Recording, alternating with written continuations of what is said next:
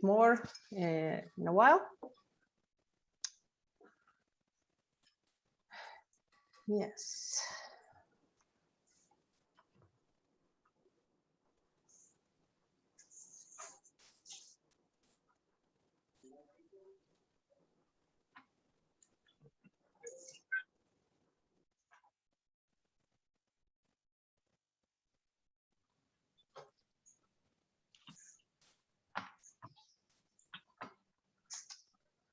Okay, so I think it's now time to begin. So once again, welcome everyone. I'm happy to see you back here. And now let's begin our second day. So today will be somewhat shorter, 1 hour shorter to be exact.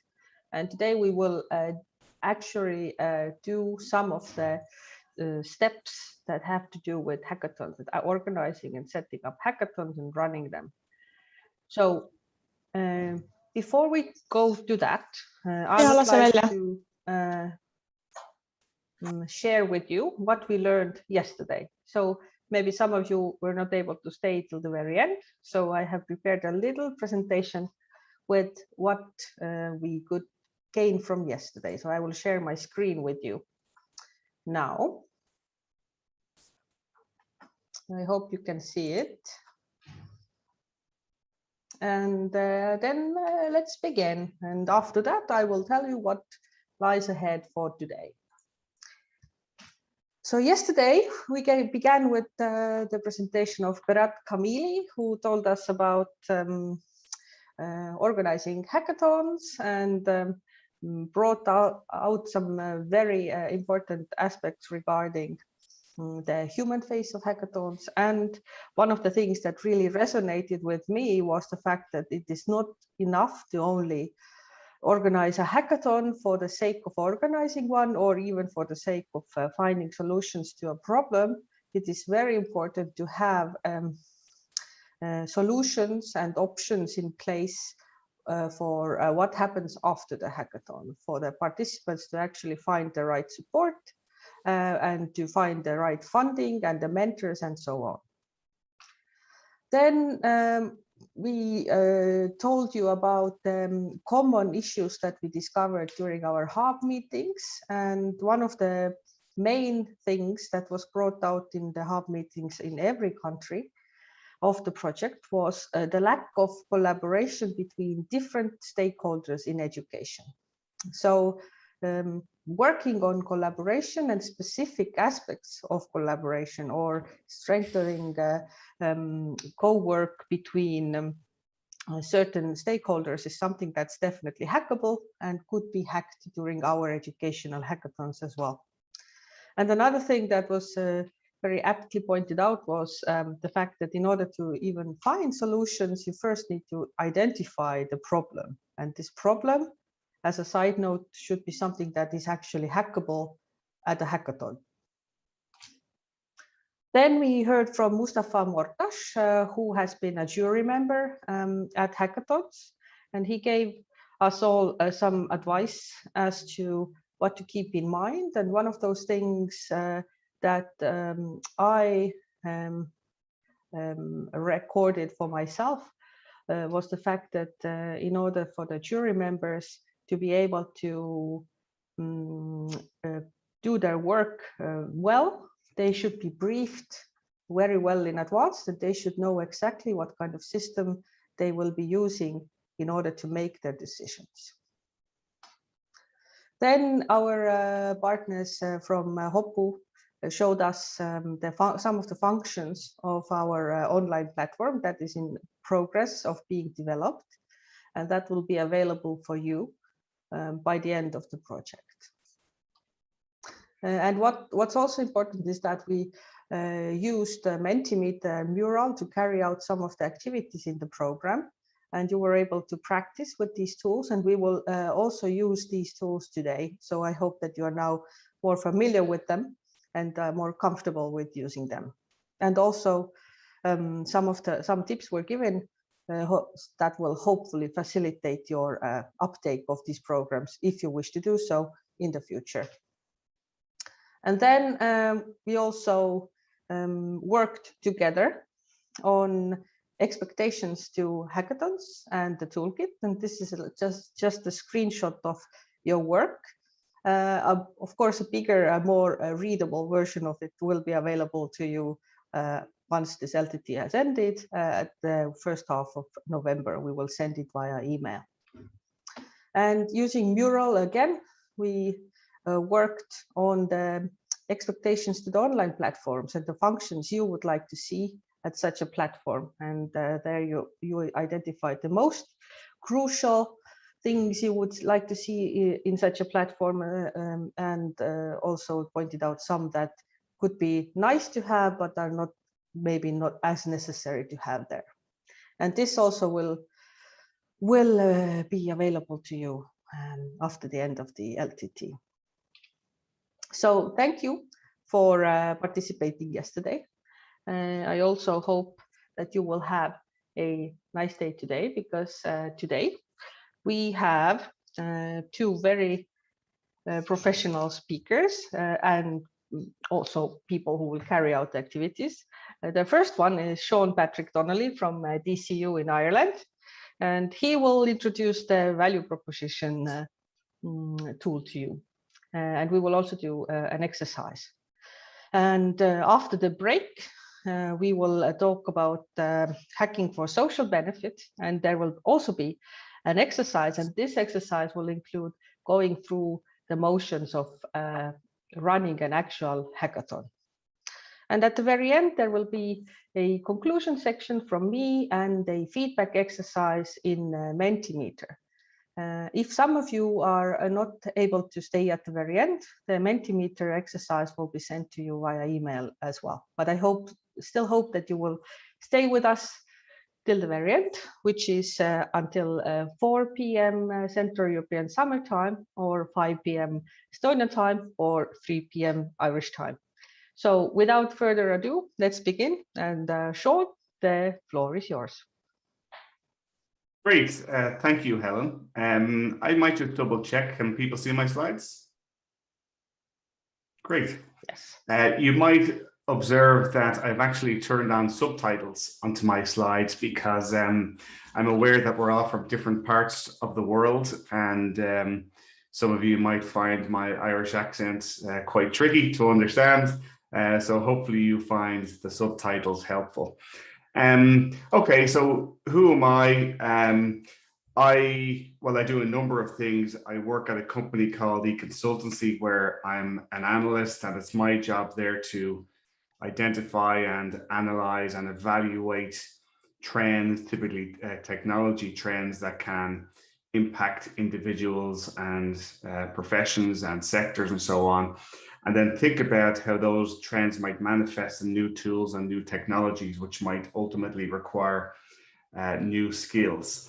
And as part of that, I have run some workshops to attempt to equip people with some tools to give people agency, to equip them to become more entrepreneurially minded, so to speak. And one of those tools is the value proposition canvas, which we're going to talk a little bit about today. In fact, we're going to talk about the business model canvas. We will zero in then on the value proposition canvas. And as we go through, if you have any questions or comments or even critique, by all means, type something in the chat, or feel free to turn on your microphone and interrupt me. So, okay, let's get started.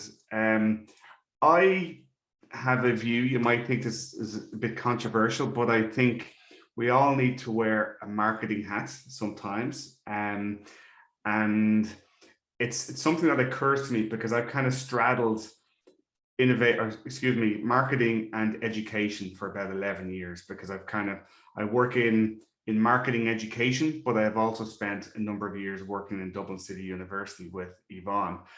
And a quote that comes to mind is from Peter Drucker, who anybody who has studied business will be familiar with Peter Drucker. But he made a very profound observation about 60 years ago, and he said that the purpose of an organization is to create a customer, and that the business enterprise has two and only two functions: marketing, and innovation. Everything else is just a cost. Now, I know that not everybody in the room might necessarily think of themselves as a marketer, but I think that marketing and education are actually quite, there is a close relationship between the two of them, because where marketing is customer oriented, education is learner oriented. Both are characterized by innovation. Marketers offer solutions or opportunities for human beings to solve their problems and move forward, whereas educators offer solutions and guidance to help people solve their problems and move forward. And both very much rely on a foundation of highly developed communication skills to be able to share impactful messages. Now, I've included a quote here, which is the definition from the American Marketing Association, and it says that marketing is the activity, set of institutions and processes for, I'll just read this out, creating, communicating, delivering, and exchanging offerings that have value for customers, clients, partners, and society at large. And I think that's really interesting. In fact, if we zoom in on some of those words, creating, communicating, delivering offerings that have value for customers, clients, partners, and society at large. So in that sense, marketing relies on service and on empathy. It involves very little in the way of shouting or hustling or coercion. It is, in its purest sense, a chance to serve and to create value for people. And so good marketers like us, perhaps, we don't use consumers or students to solve our organization's problem. We use marketing to solve their problem. So when I put on my marketing and my education hats, that's kind of where I'm coming from. And so when I think about running hackathons, I think actually we need to deploy some tools from both marketing and education. And I'm going to try and explain this as we go through this presentation. I may have been a bit ambitious, but let's see how we get on. So yesterday, Lorenzo asked the first speaker, Berat, if hackathons have to involve technology. And Berat's response was that in his experience, they mostly do. And certainly hackathons have become synonymous with technology. And so last night, I actually looked up the definition of a hackathon. And so a hackathon or a hacking marathon is a design-like sprint that often involves kind of computer programmers and other people that are involved in software development, like graphic designers and UX designers and so on. And they use, or they collaborate, there's that key word again, to create some kind of solution. So the goal for hackathons, as Berat understands them, is to create some kind of functioning software or hardware by the end of the event. And they tend to have a specific focus, which can quite often revolve around a programming language to be used. And so there's our kind of first challenge. Sometimes there can be a danger with hackathons that they can become too focused on the technology or even the solution before actually thinking about the end user. And so that the challenge doesn't have to focus on technology. The challenge can focus on political or economic or social or ethical or environmental issues. And generally, hackathons are characterized by a presentation at the start where somebody outlines a challenge that needs to be addressed, and then participants get to work. And at the end of the hackathon, there's usually a series of demonstrations in which each group gets to present their results. So yesterday, Anzori, I hope I've pronounced your name correctly, he commented that sometimes teams are presented with problems that they need to solve, but the problems are from the last century, or they're not relevant problems. And I observed that Berat mentioned that teams are evaluated based on their ability to solve the problem, as in, do they have the skills to follow through on the problem that they've identified? So there's our second challenge. What if they're solving the wrong problem? So that's something that we need to zero in on. And Lorenzo actually talked about this, and Helen included it in her summary from yesterday, that participants need a problem to be framed into an interesting challenge that then can be hacked. And so I guess my goal today is to try to introduce a number of tools that are increasingly being used in the startup world to help identify problems that are worth addressing. So these tools are the business model canvas, the mission model canvas, and the value proposition canvas. And if we can equip people with those tools, then hopefully they'll be able to frame their thinking and allow them to choose worthwhile challenges, to guide their efforts at innovation, and maybe to offer some sort of criteria to be able to self-evaluate their ideas. So yesterday, Helen described a hackathon. I thought this was really nice, as a collaborative discussion to solve a problem. And so I think it's worth adding an extra step into the hackathon process that I just mentioned, to allow those participants to clearly spend time identifying what that problem is. By spending time analyzing who has the problem, what the problem is, how it might be solved, how we can go about solving it, that will help participants create far more actionable and sustainable and maybe more innovative solutions. And it's worth doing that because there's a stat that's often that people often talk about, that in the startup world, more than 70% of startups fail. Now, I would suggest that that's because they haven't spent enough time working out their value proposition, or excuse me, working out what the problem is that they need to be solved. Why? Because they often get too focused on creating a solution before clearly articulating the problem. And somebody, I think it might have been Lorenzo again, used the Einstein quote yesterday, and forgive me, I've stolen it and stuck it into my presentation today. We should spend a lot of time working on the problem. So let's look at some of these canvases. Well, great ideas require great business models. And the definition of a business model is just how an organization creates, delivers, and captures value. So if you remember my definition of marketing, we said it was the activity of creating, communicating, and delivering offerings that have value for customers and society at large. So already we can see the relationship there between marketing and business model. And when we think of value creation, we can understand existing business model for any organization by asking two questions. Who's the customer, and what job does the customer need to have done? And so to create value, we really need to understand the answers to those two questions. But then we need to take a step back and think about, okay, well, what resources and capabilities might be required, and how do we capture value? Because every modern enterprise, whether it's for-profit, non-profit, government, schools, etc., needs funding to carry out its work. So every enterprise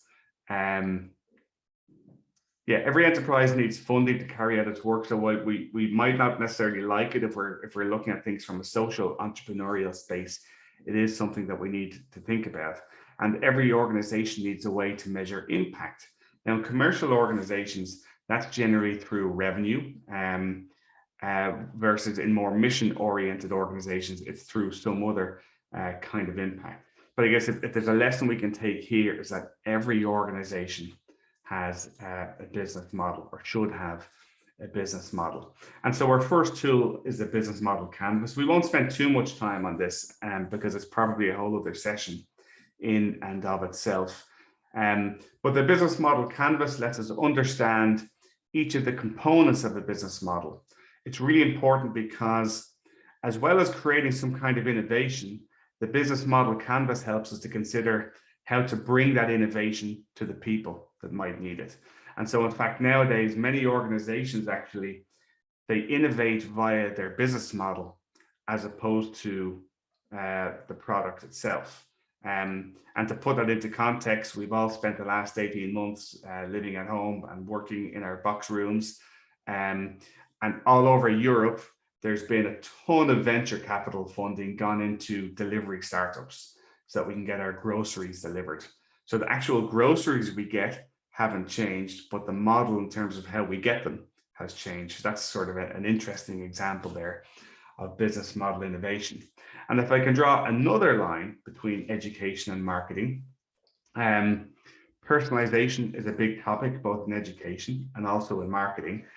And if we think about distributed learning, it allows learners to curate their own personalized learning journeys via a number of new and sometimes not so new learning channels. And this can allow for sort of more fluid learning journeys than perhaps the more rigid learning pathways of the past.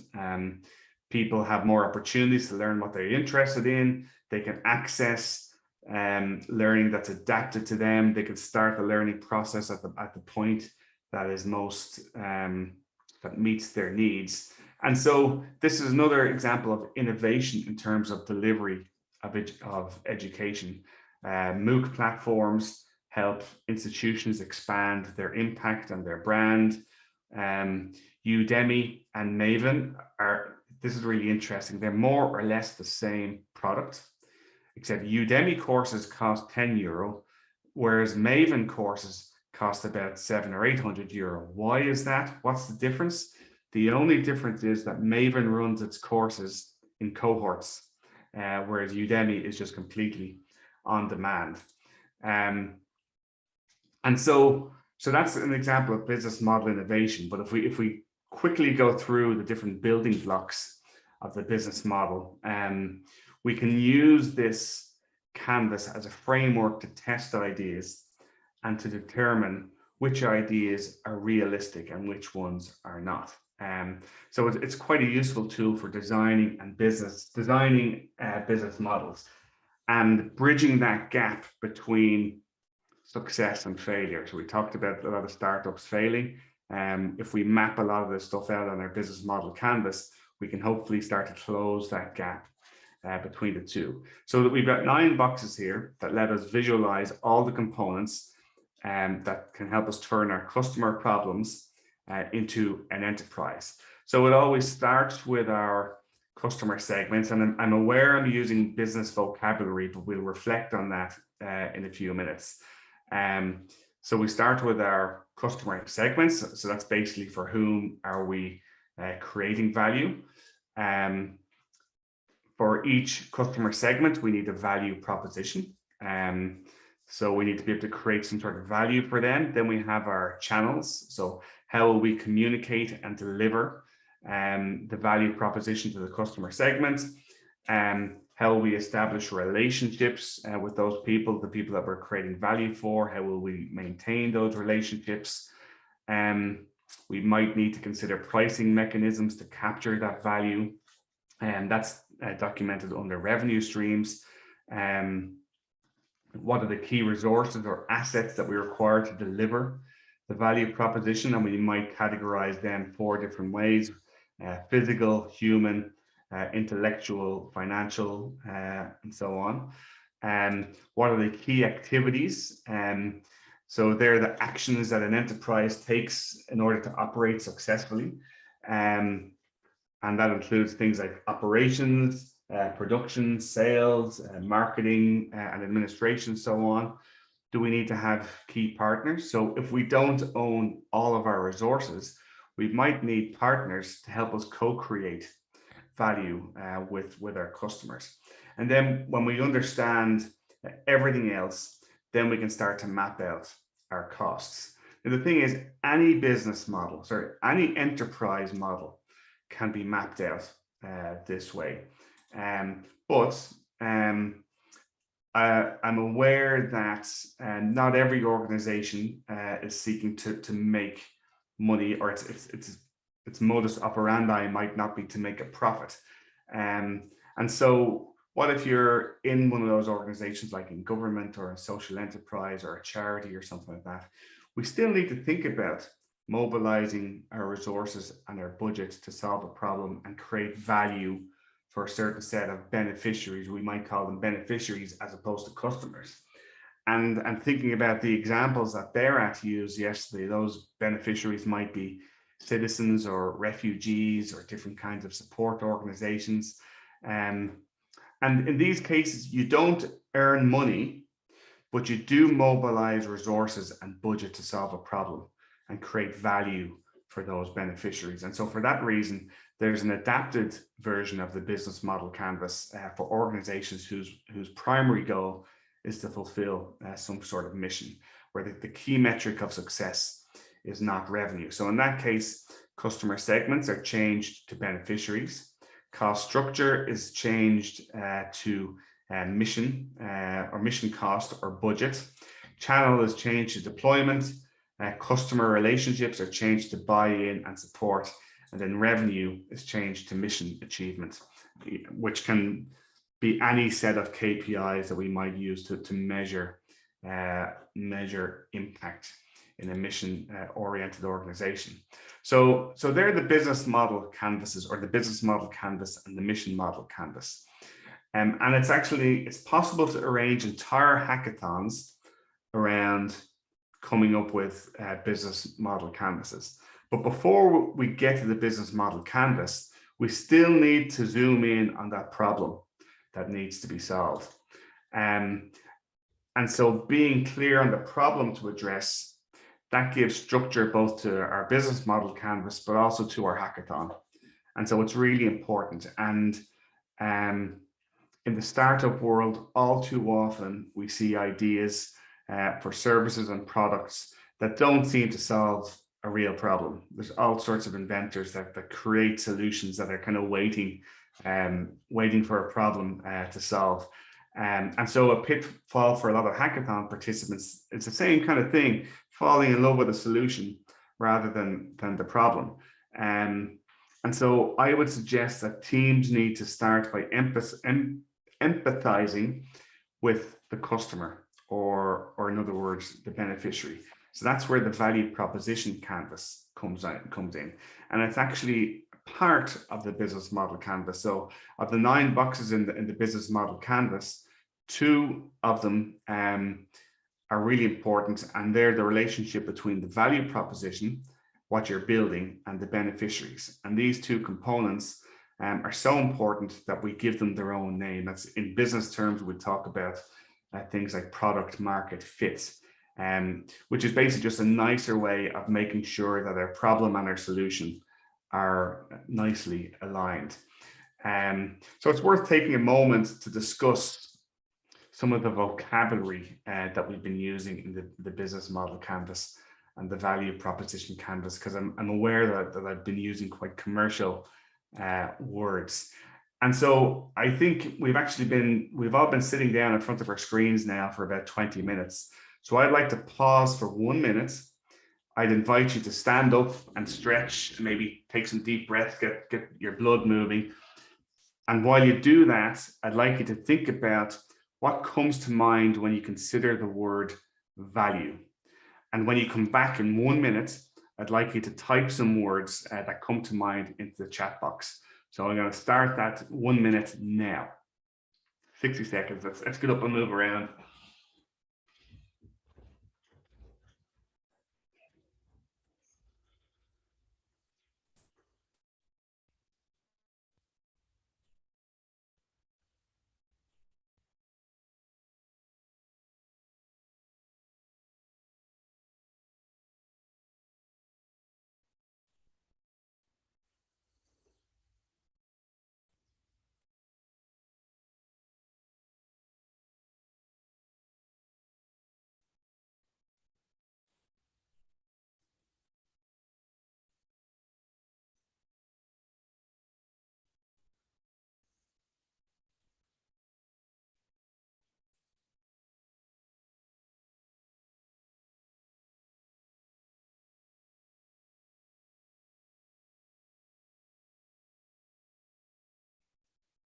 Thank you, Helen.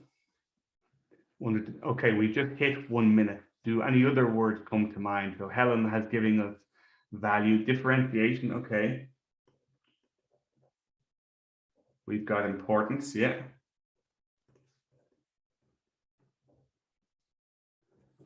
Worth, I love that one, and thank you. Worth and utility, excellent. Quality time with family, absolutely. And it's really interesting, actually, and it's really nice to see that the responses that have come in there, thank you, Anzori, but usable, yes, necessary, benefit generation, helping the community. It's really nice to see, actually, that some of the words that have come through there refer or don't refer to monetary value, which maybe is an indication of the kind of people that are participating in the hackathon. If I were to run this session in the business school, people would immediately start talking about price and financial reward and so on. Of course, monetary value is a type of value, and sometimes we can come up with a price for something. There's also functional value, which we had in there. And that's a solution that provides some sort of utility to somebody. Somebody used the word utility. And we've got social value, the extent to which something allows us to connect with others, and maybe that lines us up nicely with quality time with family, who I think Lorenzo might have said that one. We've got psychological value. That's the extent to which a a solution allows somebody to express themselves or feel better. I guess the point of that question is that while we're using business tools, value is not necessarily always measured in price. And actually, clearly you guys know that, because nobody actually mentioned monetary value, which is quite nice. We've also used the word customer a few times. And as I was preparing last night, I was reflecting upon the word customer. Of course, the value that we offer should always be defined through the eyes of the beneficiary. I've used the word customer a few times so far today. And customer, of course, is the language that we use in a commercial situation. But really, it could be anyone who's expected to benefit from the value that we create, or the person who's expected to benefit from the output of the hackathon that we might want to create. And so if anybody can think of any other words for customer that maybe are less commercial, you might type them into the chat function there. In the meantime, I will keep going, but I'll keep an eye on if some of those words start to come in. Yesterday, somebody, I'm not too sure who it was, used the word end user, which is interesting, because that's something that we would often use as a technological term in terms of designing user experiences. And I suppose the end user is that person who ends up experiencing whatever solution we create. We might also use the word beneficiary, and that's the person whose life improves because of our product or service. Sometimes your customer and your beneficiary might not necessarily be the same person. So the customer might be the person that pays for something. So if you're in a not-for-profit, for example, you might swap the word customer with donor. If we take the example of education, because we're all educators, for a primary school, the customer, let's say, might be the parent or the state government who pays for the education. The end user or the beneficiary might be, or let's say the end user might be the 5-year-old who puts on their little uniform and goes into class. And the beneficiaries might be numerous. There's the children, of course, there are the parents, and then there's society might be a beneficiary as well, because every child gets a primary education. And then by the time that child gets to university, they might become the customer as well as the student, because they might be paying to attend, and they're the beneficiary because they're attending and they're getting the benefits. So it's just interesting to reflect upon the people that we're creating value for. Okay, so I think we've clarified what we mean by value and what we mean by customer. And from here on out, if I use the word customer, you can slot in beneficiary, end user, and so on. So now we can start to discuss the value proposition, which explains the benefit that an organization or a team at a hackathon can provide for their beneficiary. So in a commercial sense, value propositions are the reasons why customers turn to one company over another. In higher education, for example, a value proposition describes the benefits that students and their families might expect to get from attending your institution or your program, and so on. And the key thing to remember here is that great value propositions are embedded in great business models. And here's the thing is actually, because of the complexity of that, quite often there might be multiple beneficiaries. To get more detail about those people and their pains and their gains, there's a whole other canvas here called the value proposition canvas. And it functions kind of like a plug-in to the business model canvas or the mission model canvas, zooming into the value proposition to describe the interactions among the product and the service and the beneficiaries, perhaps in a bit more detail. And within the value proposition canvas, we can examine things like what value do we deliver to the customer, which one of the customer's problems are we trying to solve, which customer needs are we satisfying, what bundles of products or services can we offer to this segment. And actually, it's really interesting.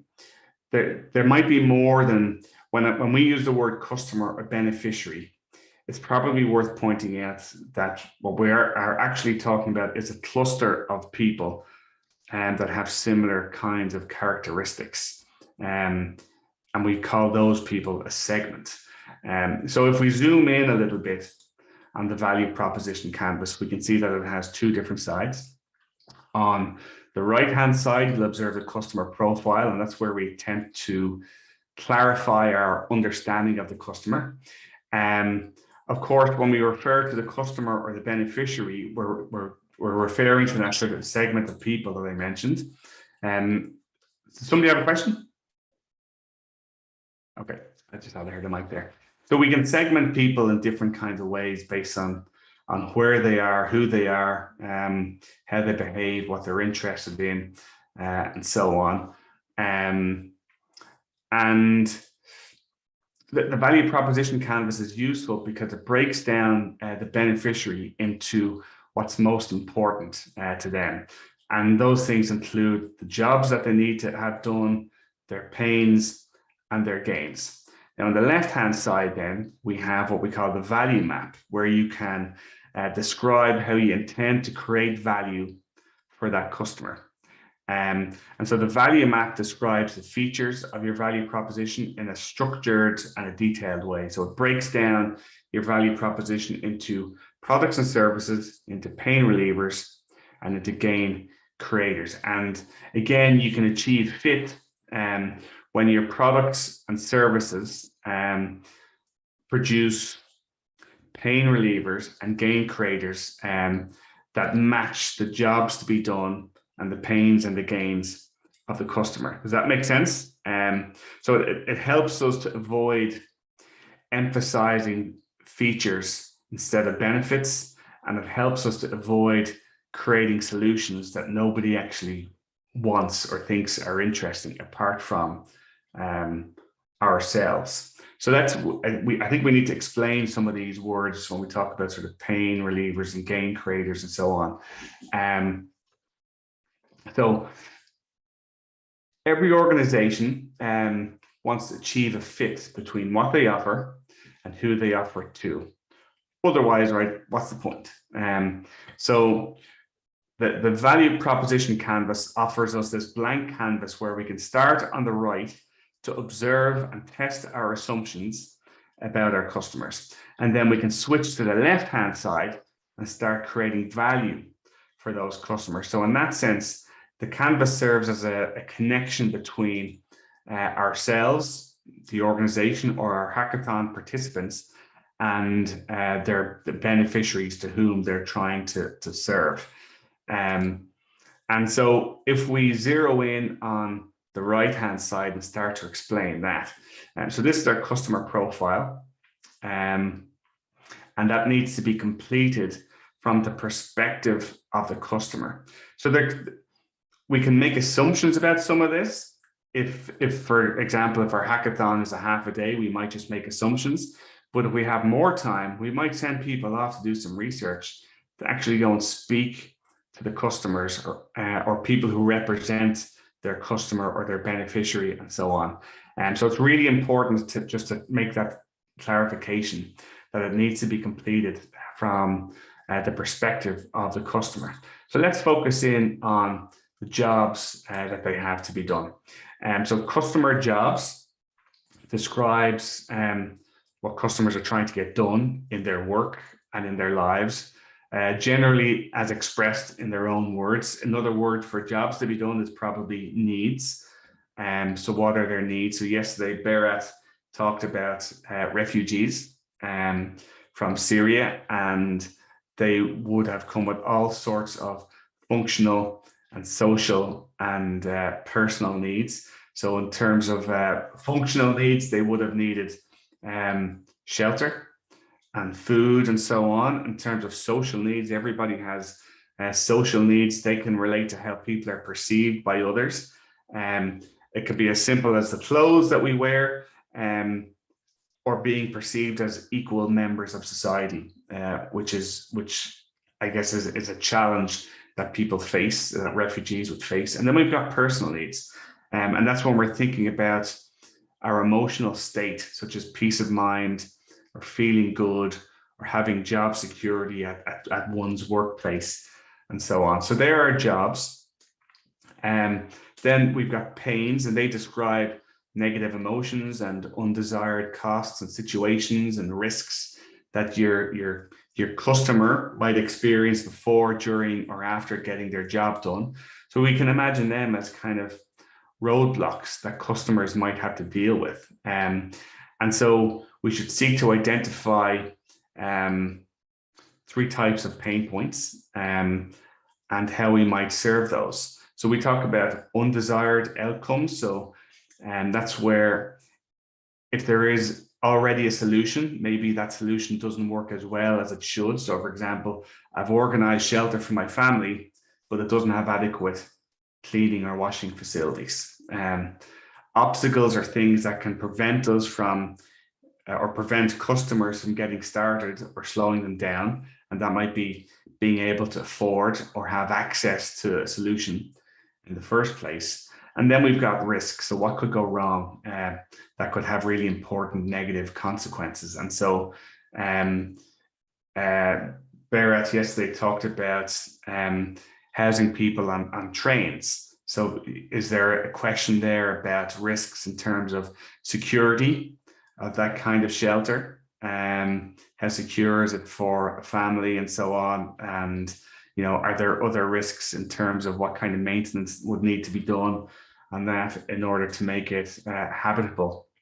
And then we've got gains, which describe the outcomes that our customers want to achieve. So they include things like functional utility, social gains, positive emotions, cost savings.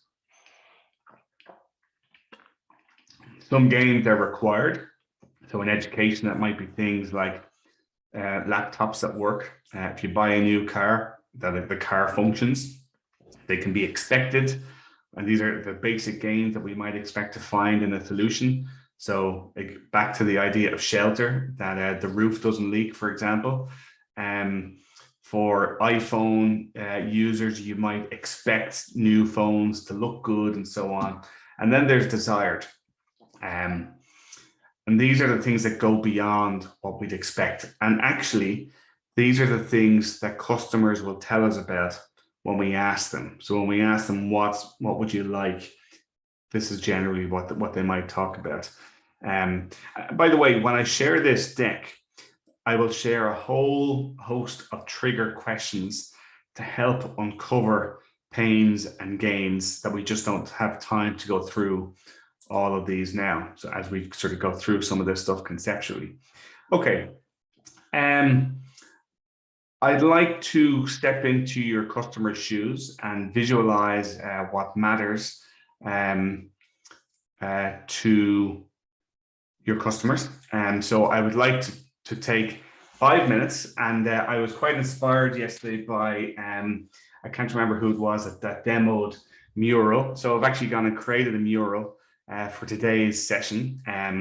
The URL for it is tinyurl.com/VPC, as in value proposition canvas mural. I'll copy that into the chat function in a moment.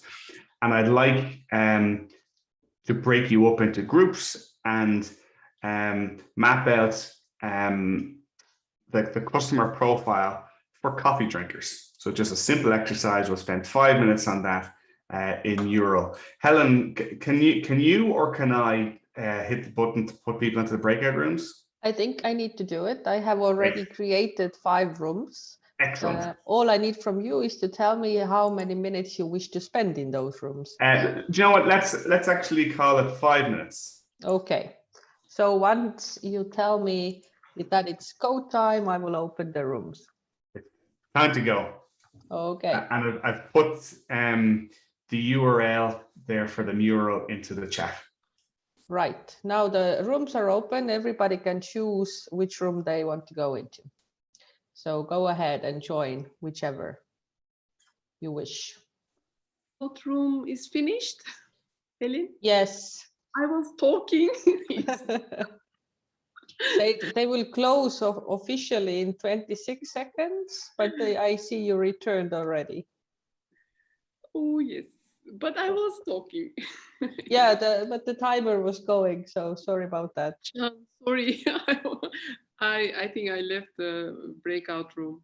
Oh, that's okay. Thanks. I think you were about to make an interesting point about the pains around coffee.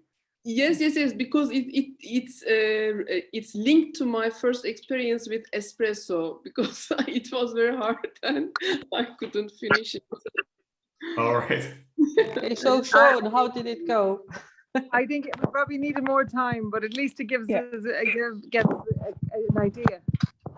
Yeah, and also I'm not too sure if the mural, people are able to type on the mural there, so maybe I got ahead of myself. I got so excited when I saw people showing the mural tool yesterday. We might try one more time, because that means that we've put in the value map here. But in the room that I was in, we talked about some pains and gains. Well, jobs to be done could be just the functional thing of drinking a nice cup of coffee. The pains could be if you're ordering in a coffee shop, for example, that the cup you get could be too hot. It might spill on you and literally causing physical pain. The gains might be around just liking coffee, so there's an emotional benefit, but then there's like a physical or functional gain from drinking coffee as well, in terms of the caffeine kick and so on. And so there's a few different things that people could have come up with there. Did anyone else come up with anything quite novel that I haven't mentioned? No. Okay. Cool. All right. Let's continue on. I think. Yeah. Oh, sorry, no, it's just Lorenzo there in the chat box. Oh, sorry. Where is that? No, why can't I see that? I was just reporting some issues, functional issues, because we could not work on the green board, because we could not create new sticky notes there. And when you drag over the green board, you lose control over the sticky notes. So we faced some issue very practically. And also I was required to sign in this time. I don't know why yesterday I was let as a visitor to enter the room. I can comment on it. This is something actually very good to note about Mural. If you create a mural, then in order for people to be able to fill it in without having to sign in, you have to, when you push the share button or click share, you need to send them the visitor link, not the invite people link, because if you invite them to become members of the mural or the owners of it, which will require for them to sign in. So the visitor link is the one that anybody can use, and then you can also start, putting the sticky notes wherever. Very good. This is an important point. Thoroughly flat. Okay. Thanks, Lorenzo, and Thanks. thanks, Helen, for pointing that out. Okay, that's the customer profile. Let's have a look at the value map. And I did have an exercise built in for that, but obviously we'll skip that. But I think it might be better for us time-wise anyway. So the square on the canvas represents our value proposition map. So this is where we describe how we intend to create value for our customer. And like the circle, it's divided into 3 parts. It breaks down our value proposition into the products or service or solution that we provide, pain relievers, and gain creators. So the focus here is to map out product features and functionality and benefits that fulfill the needs as outlined in the circle. So if we start with our products and services, this is very much what we build our value proposition around. And those things can be physical and tangible, so like goods and products and manufactured things that we can touch and taste and smell. They can be intangible things, so like services, support, assistance, maybe copyright, IP, those kind of things. Digital in the form of digital products or digital downloads and online services. For example, the value proposition canvas and the business model canvas, they are freely available digital products to download. And then financial, and I was thinking about Barrett's example again of refugees and providing access to banking products like mobile banks that we just need a phone for, and access to savings solutions and credit. So there are our products. Then we've got our pain relievers, and they describe how our solution alleviates that customer's pain. And they can explicitly outline how you intend to eliminate, or maybe it's even just reduce some of the things that cause your customer or your beneficiary distress. So these relievers should be relevant to the pains mentioned in the customer profile. So we need to get that product market fit, if you remember. And great value propositions focus on solving, of course, the most severe pains. And there might be different sorts of pain relievers for different kinds of pain. And then we've got our gain creators. So they describe how our products help our customers to achieve their goals. So this is where you show how your product adds value to your customers. So a gain creator can produce more or less relevant outcomes for the customer, just like we've seen for the pain relievers.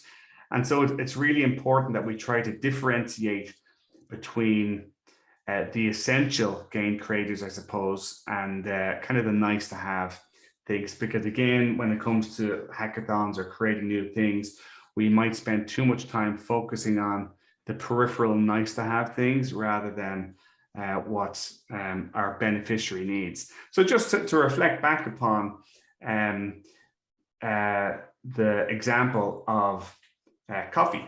If we think about, so somebody mentioned like literally physical pain, that the cup might be too hot. Well, then maybe our pain reliever might be an insulated cup that doesn't burn our hand. And if you go into any Starbucks now or coffee shop, they have the little cardboard things that goes around your cup.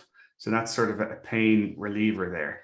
Another thing, of course, and there's a famous example of this in McDonald's, where somebody sued McDonald's for millions of dollars because they spilled coffee over themselves. There's the simple innovation of the lid, the coffee lid, and the little lip that goes on the lid to seal it so it doesn't spill on you. So that some of those things can be pain relievers and or maybe even gain creators. And of course, our product there, of course, is is coffee. Now we see a lot of, if we take the example of coffee shops and so on, coffee is coffee. It's stuff that grows out of the ground.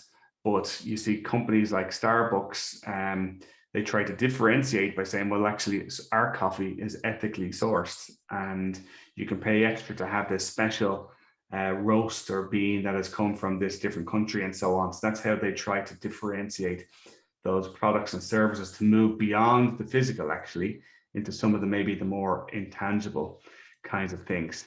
And we kind of need to understand both sides of that value proposition canvas, because when we put it all together, what we're trying to do is develop empathy between the supply side and the demand side. So for example, if we get back into the mind of a family that's thinking about a school, sending their child to school, and think about what we call the demand side perspective, well, what are the jobs that the family needs to get done, and then also what are the gains that they seek for their child, what pains and struggles do they have.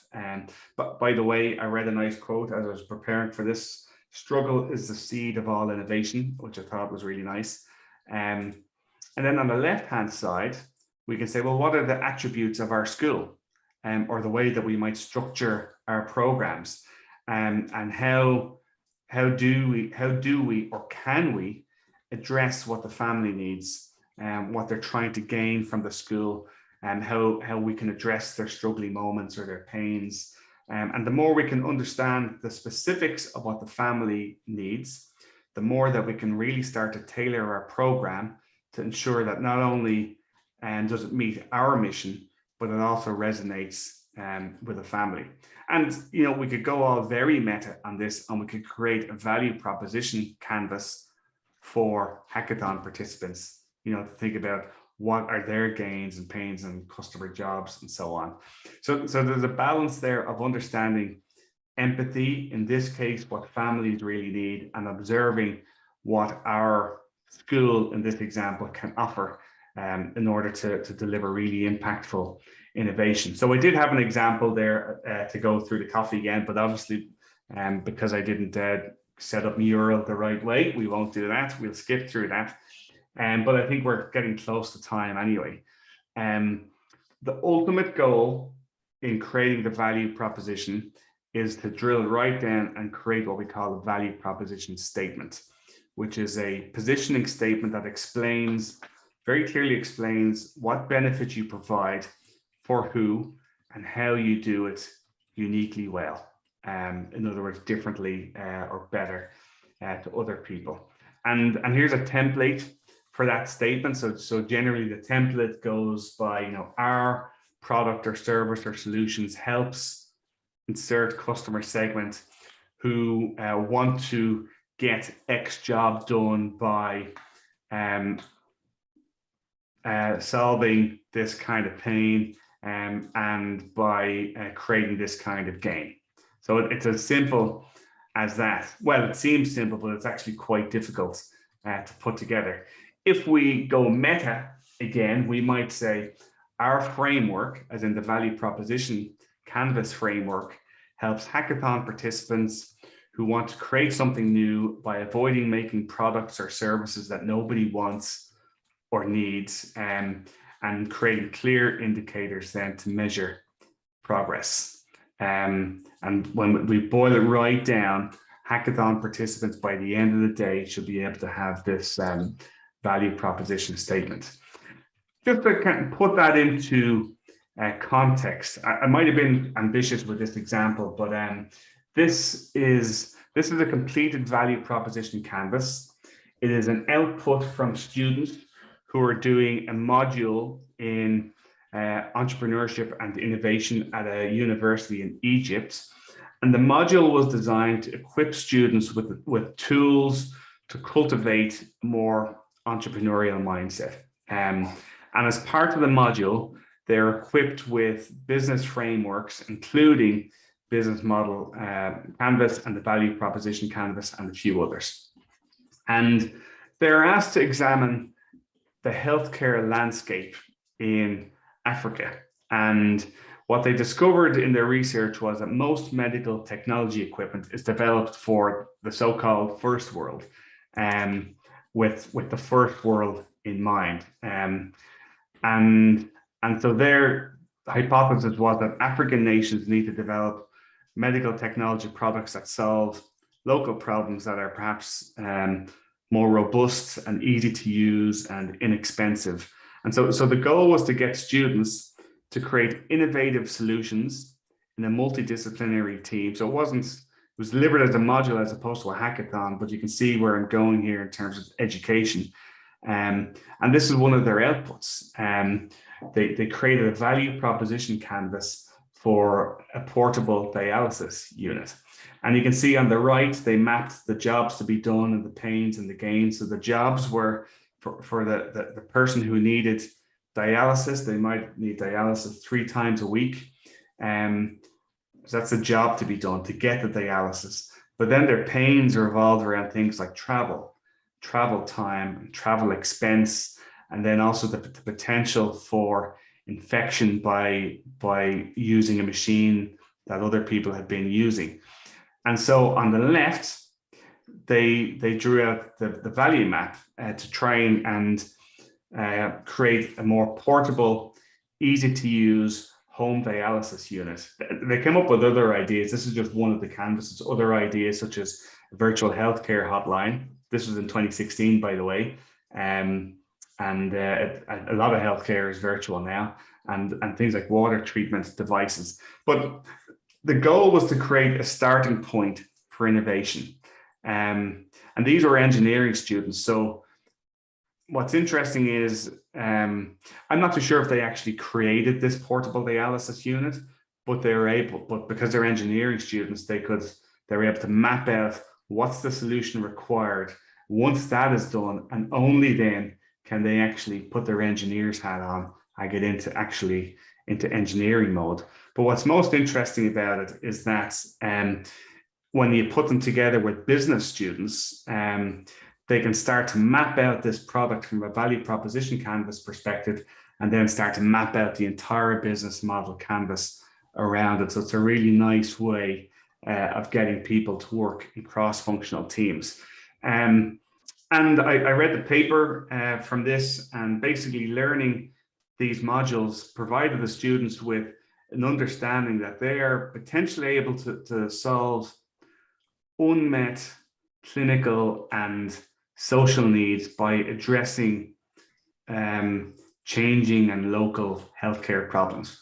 The module equipped them with the tools to believe that they can actually change things with their own actions, despite large problems and political and administrative hurdles in Egypt. So in a sense, it equipped them with the skills to become more entrepreneurial, to cultivate an entrepreneurial mindset. And if I can just finish on a couple of things, we live in an era of exponential change. In the last 18 months, we've gone through this huge social experiment where culture and technology has changed at the same time. So we have this we've all heard about exponential technological change, but culture has changed the last 18 months as we work from home, study from home, talk to our doctor from home. And then you might recognize this chart. It's an illustration of Moore's law, which is an observation made by Gordon Moore back in the 60s, that computing power, the gist of it was basically computing power doubled. Sorry, I have to interrupt. Are you showing your presentation at the moment? I don't think I am actually seeing it. I am. Oh dear. Are you? Does that mean other people can't see? I don't think they can. No, I was just sending a message. Oh my God. I just sent a message because I was locked out there. Oh my Yeah, God. I'm sorry for not I'm so interrupting. sorry. It was difficult to interrupt you mid-sentence, but I'm so sorry that you've been looking at a blank screen for the last few minutes. It's okay. I haven't heard. Okay. Should I go back? Well, I suppose we don't really have time, do we? I think you could flick through the slides there. Just flick through the slides. Okay, I think it's worth them. Yeah, we stopped here. At the completed value proposition canvas here for the portable dialysis unit. So we talked about the job to be done, which was to get dialysis 3 times a week. Then the pains for those people was time, expense, possibility for infection, but then potential for gains. Well, could they get dialysis at home? If they could be protected from infections. Maybe they could take that dialysis unit with them. So what the engineers did was they said, okay, on the left side of the box there, they're to map that out. So what's the product idea? A home dialysis unit. What's the pain reliever? It's lightweight, it's transportable, it can be used at home.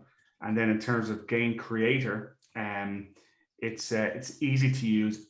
You don't need to be a clinician to be able to use it, and it's more cost efficient.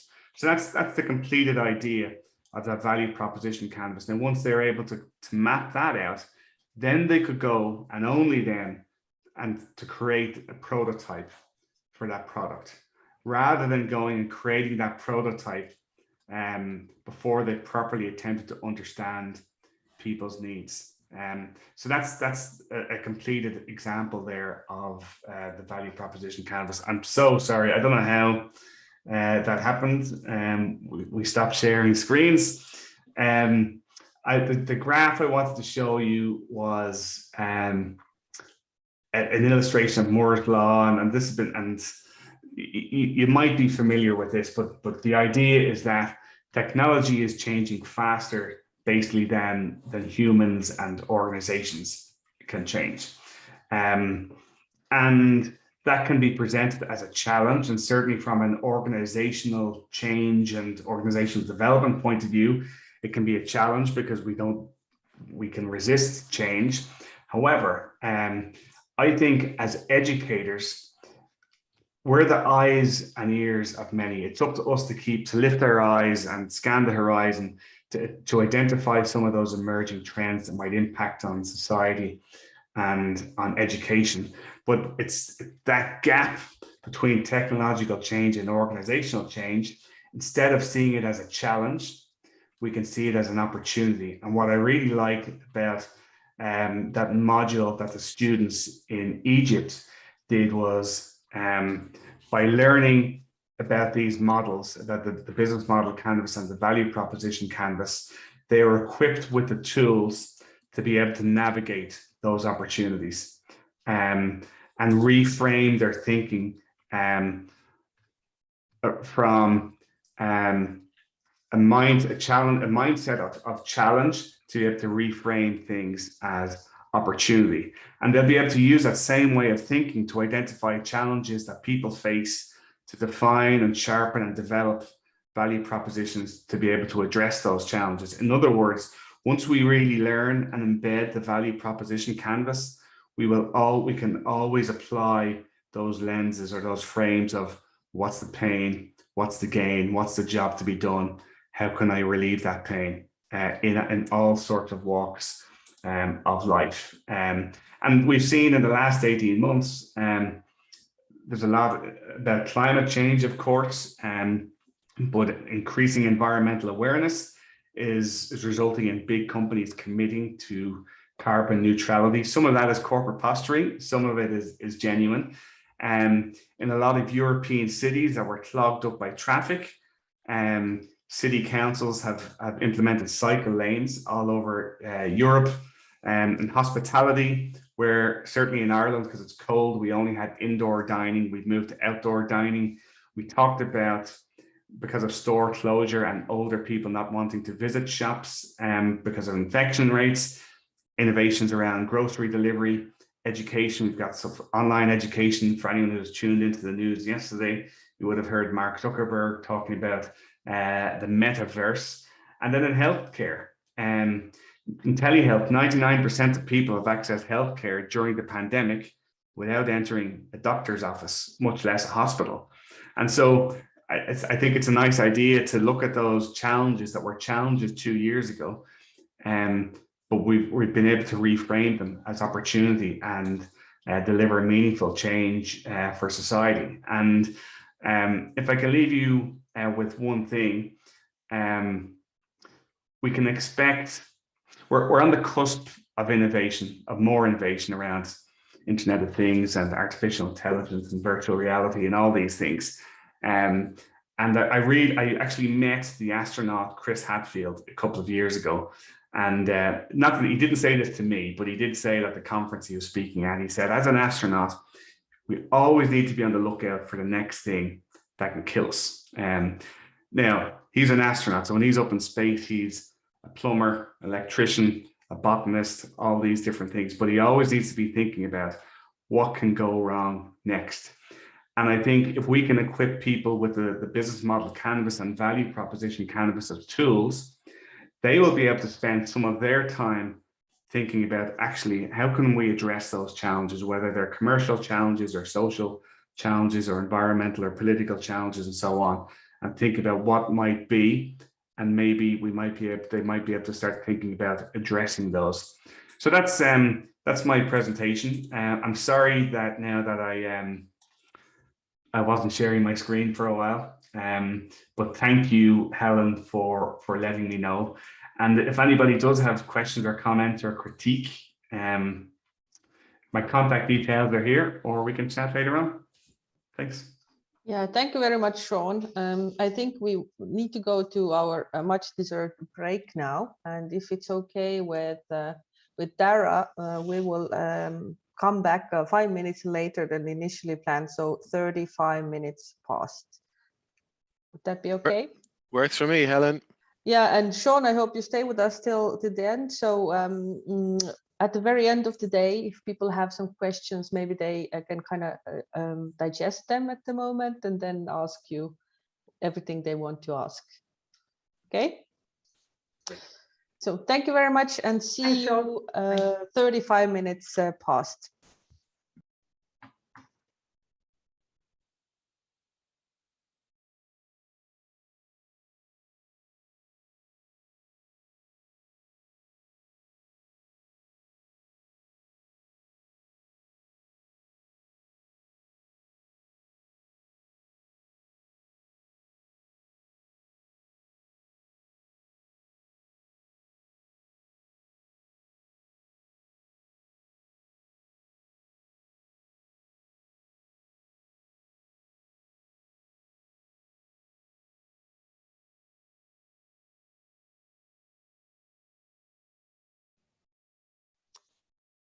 Hello, everyone.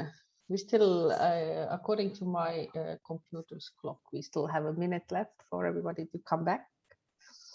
But let's start then gathering back into the main room and see what's happening here. Good. I think we have like 30 more seconds or so, and then we will begin.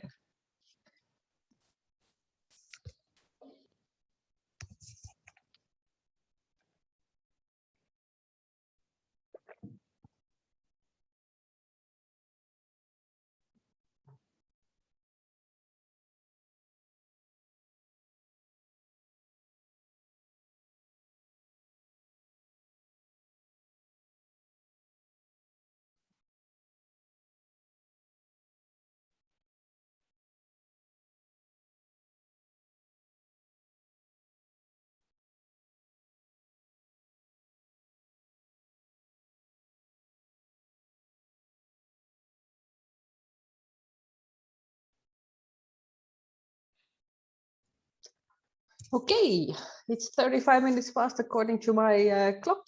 So welcome back, everybody.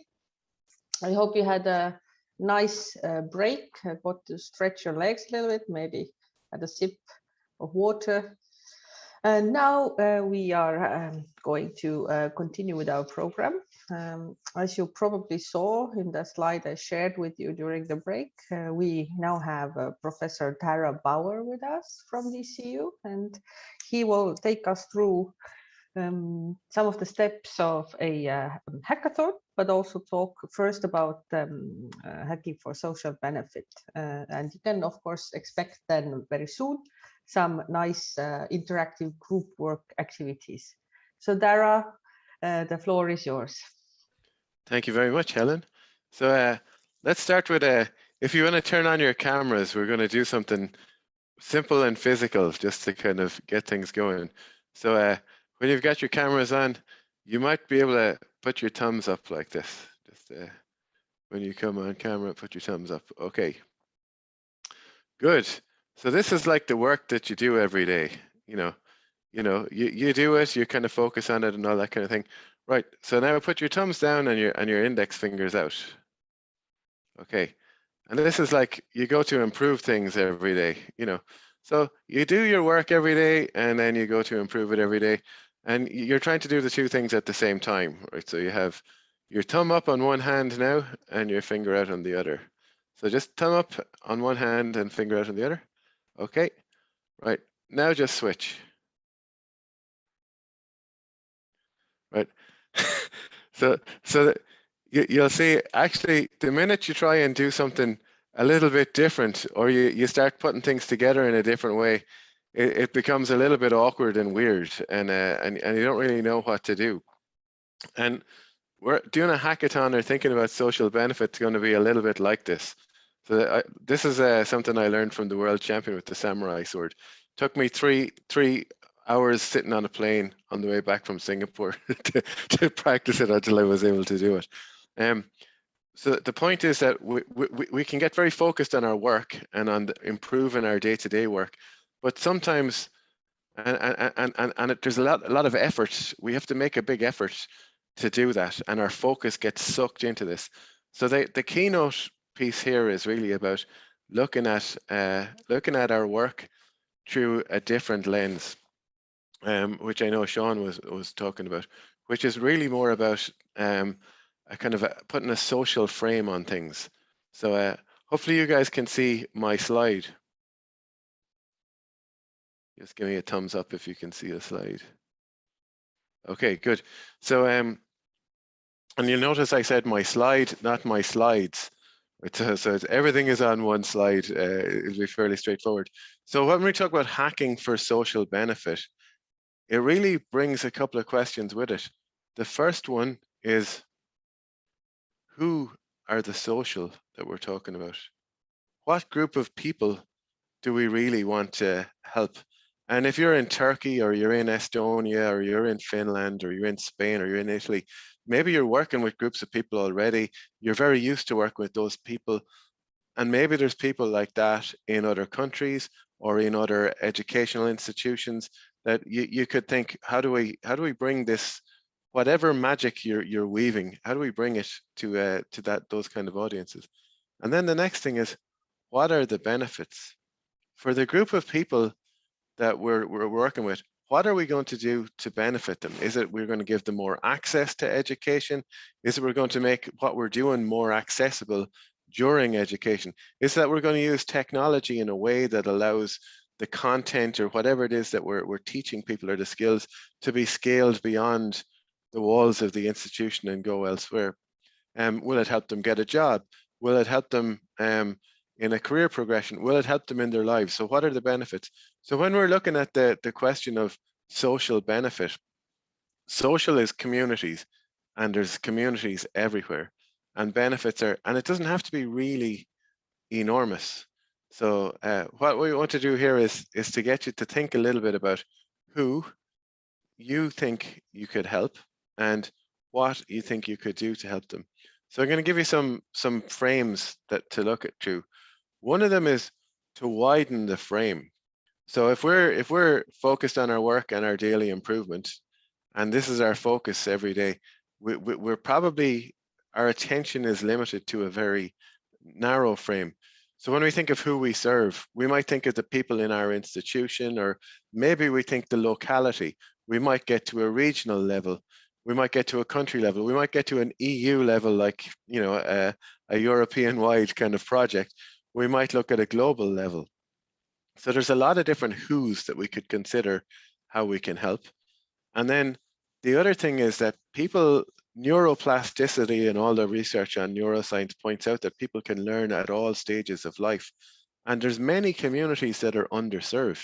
There's a lot of retired people who would love to give back on one hand, and then on another hand, they would love to learn new skills. So maybe there's Like in DCU, we had a project where, you know, Trudy, who Margaret and Yvonne would know, brought older generation people into schools and worked with transition year kids. The older people learned how to use computers, and the kids learned how life was during World War II when there was rationing in Ireland and what the history of the city was. So bringing communities together, this question of who, there's a lot to it. And then you've got languages. I know we have people here from Turkey. The Turkish language is unique, as is the Finnish language, as is a lot of others. So is there a group of people who are underserved where content is available in one language, but not necessarily in another? And then when you factor in things like accessibility, Braille, screenwriters, you know, there's a lot of different communities there where there's so much information and so much educational good stuff out there, that is there a way we could make it more accessible to a particular community and do that on a wider frame? And then access, you know, there's a lot of people who don't have access to education at all. What could we do to lower the point of entry? Could we put teachers closer to them? A lot of Africa have mobile phones. A lot of countries in Africa, in rural Africa, have mobile phones. And maybe they can do things by text message that they couldn't before. And they have the mobile phones because it helps with survival. You know, my brother was in Zambia working in a rural village building houses, and he couldn't believe that everybody had a mobile phone. And they said, well, it's simple, you know, if I fall and we're out in the middle of nowhere and I can contact somebody, I can make progress. So maybe there's some ways of hacking with the existing technology that people are already use to give them access. And then there's all the different levels of learning. You know, you have the postdoctoral research fellow with 7 years of postdoctoral research experience, down to, you know, we have like a 3-year-old who's just learned how to talk.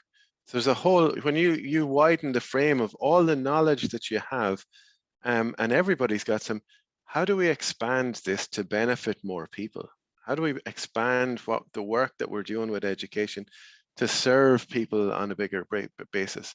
So that's, and it can be very simple. You know, maybe you find a simple app or a simple way of translating content that, you know, people download an app and they can go and have a look at it. And it's very simple to roll out. It's very simple to use. It doesn't solve all the world's problem, but it solves a simple problem, which is back to what Sean was talking about, with the pains and gains. So who are they? Another way to look at this is, for you, is to narrow the frame and to look within yourself. So what values do you hold? What values and beliefs and passion do you have? What evidence do you have already that what you're doing is working, or that what people are doing is working? And to have honesty and self-reflection to go, maybe the hack is really simple. Maybe I just hack how I'm teaching and I share the story of that with other people. Or maybe my students hack how they learn and they share the story of that with other people. And you have a social benefit that's more like a ripple effect, that's not really measurable, but has a thing, has a scaling that way. So the point here is that learning and teaching and education is verbs. We are verbs. It's an activity. It's an ongoing process in a system. So when you look at the values and the beliefs you have, maybe you want to look at, how do I evolve the system that I'm in, which will also impact all the other people in the system that I'm in. And in the context of business and the corporate world today, most investors started to look at organizations and going, what are you doing to benefit society? Is there a net benefit to society by what you're doing? Or is there, like, you know, on the one hand, you make plastics. On the other hand, there's drinks that go into the plastic. So, you know, there's a kind of an offsetting of the positive effects and the negative effects. Okay, so that's kind of one way of looking at it. Widen the frame to see how you could serve more people, and narrow the frame to get in touch with what you really want to do. And when you're running an education hack with somebody, these are good ways to get them to think about it, to stretch outside their normal, my work and my improvement. So then there's a couple of other factors to consider. If we have 40 minutes or an hour or 2 hours or whatever length of time it is, what are we going to aim for? Are we going to aim for small scale? We try and solve a small problem. Maybe we help people who are visually impaired or have a they have difficulties with their sight. Maybe we take some areas of information or education and we create an accessibility solution to help them use screen readers or magnifiers, or so just some way to make their access to education work. That might be very small scale, might be short term for a small group of people. Or are we aiming to change the world? And there's a concept that I like, which is cathedral thinking. And cathedral thinking was, for those of you in Spain, the cathedral in Barcelona still is not finished, but that probably started, the lifetime of the production of this cathedral. The people who designed it first are no longer with us. So they built something in the hope that the finishing of the something would be done by somebody else. And there's a certain amount of faith that you have to have in that if I create an organization or we create a system, that other people will adapt to that system. And I might be dead before the benefits of it are truly manifested, that other people take that on. And then you got like time scales. So you have to kind of make a decision when you're doing a hack to go, what are we going to go for? Usually we kind of default to our assumptions, our work, improve our practice. But then if we start to bring these other frames in, it can make us really think, okay, if we really went for it just to start the foundations of the cathedral, just put a foundation down, who could we get to build on it and how could it evolve over time?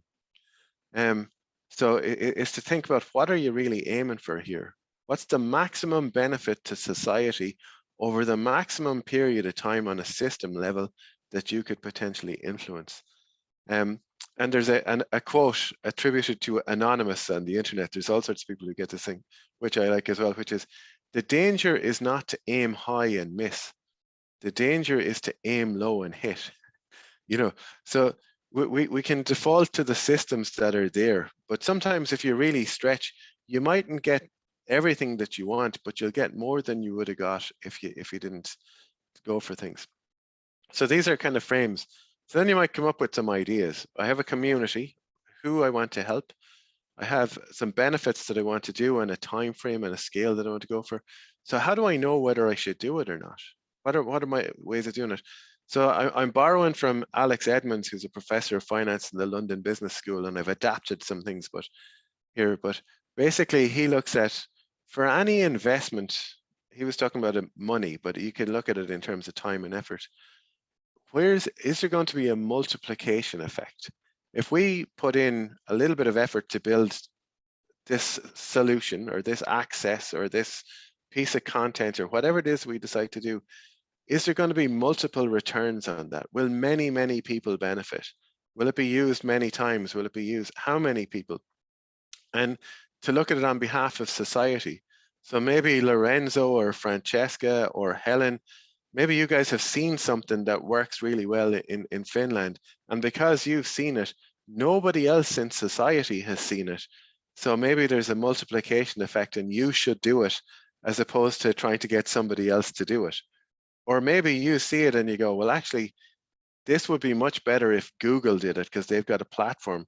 So if I give them my intellectual property or our intellectual property, maybe they can scale it in a way that benefits society better. So it's to look at, how do you get a multiplication effect on the effort? Comparative advantage. So I'm going to take a non-educational example here, but just to illustrate the point. You can't do everything for everybody. So it's about picking what can you do better than other people in society to benefit society. So for example, Coca-Cola have a thing called the last mile. So what do Coca-Cola do better than anybody else? They have a transport system and a logistics system all over the world down to very small communities. What else do they have in that system? Well, they have refrigeration. Okay, so what happens is they have a project called the Last Mile, which is distributing vaccines to end users and small communities all over Africa, where a not-for-profit can deliver something to an airport. They can't get it out to people in a refrigerated system. So that's probably a reasonably good comparative advantage as a system. The system that you're in, maybe in education, maybe you've got Zoom, or you've got Moodle, or you've got Blackboard, or you've got whatever technology, and you've got expertise that other people can't do. So what's the comparative advantage that you can bring that nobody else in society could bring?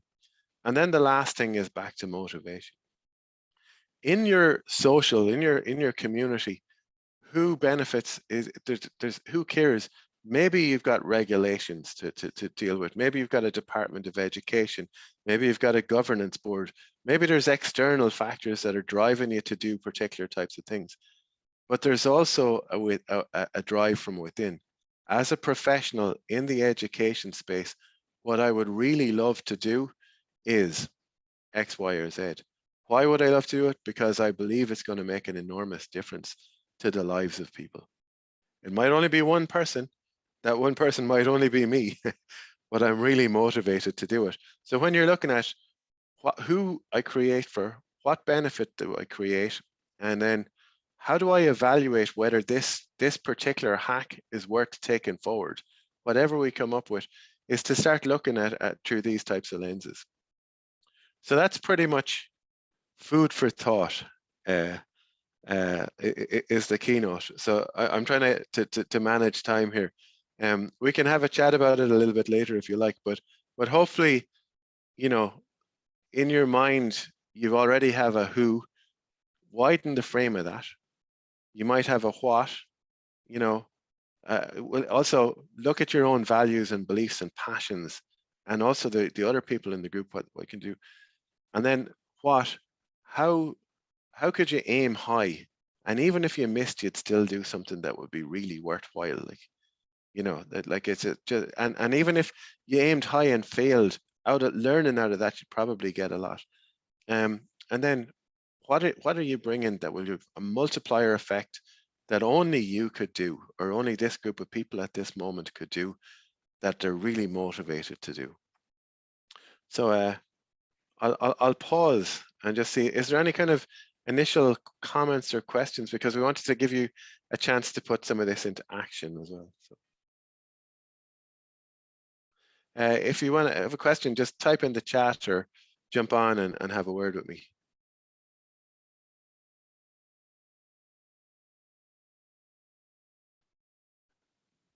It's food for thought.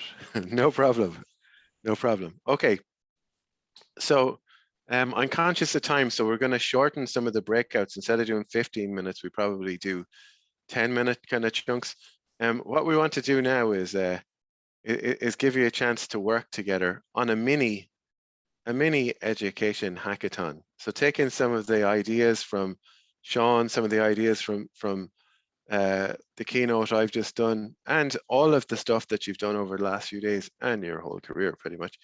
What we're going to do is give you access to a mural, and you'll be put into breakout. Breakout 1 will, if that's the name of the breakout group you're in, breakout 1, you will go to the section of mural that says breakout 1. And we're going to work our way around this this process. So the first thing we'll do is have a quick vote. Everybody in your breakout's going to vote on what theme are we going to pick. I only put a few in here, but you could, if you're going to run something like this, you could put in whatever you like.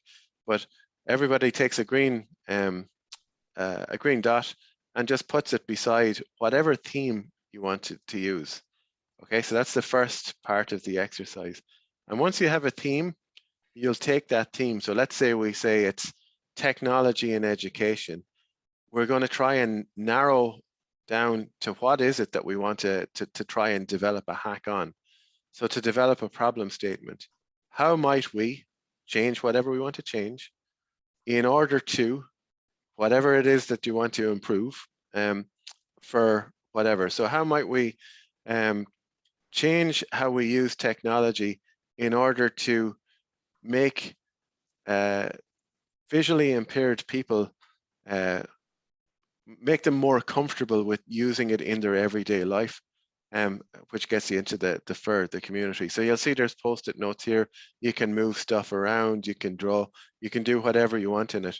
So maybe what we'll do is take 15 minutes for this first 2 sections, have a vote on a theme, and then try and develop a problem statement. And part of this is time boxing. You're going to go, I don't have enough time for this. I wish we had more time and so on. But because in a hackathon, you won't have infinite time either. You have to time box things to some extent. So we'll just and Dara, what we can do is actually put those 2 questions in the box, and we'll send out the message to everybody. So you'll actually have the 2 questions there.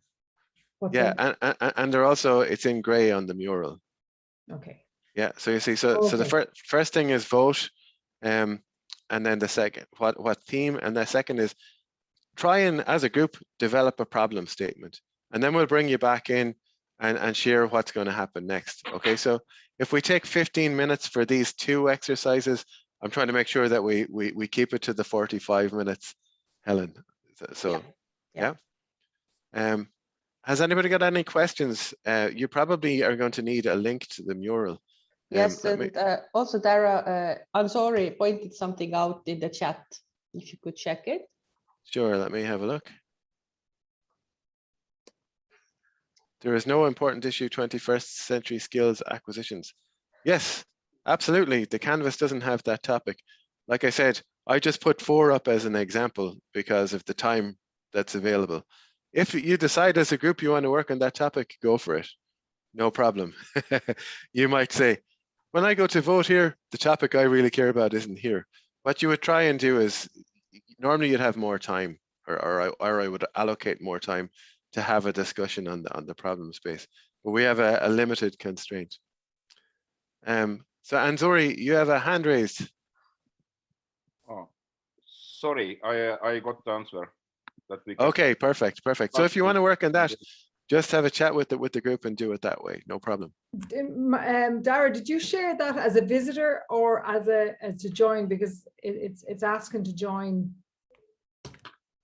Yeah, Dara, if you click on the share button, you can see that you can share it by sending out or copying the link in the visitor section. But if you click on the yes, I see now. Yeah.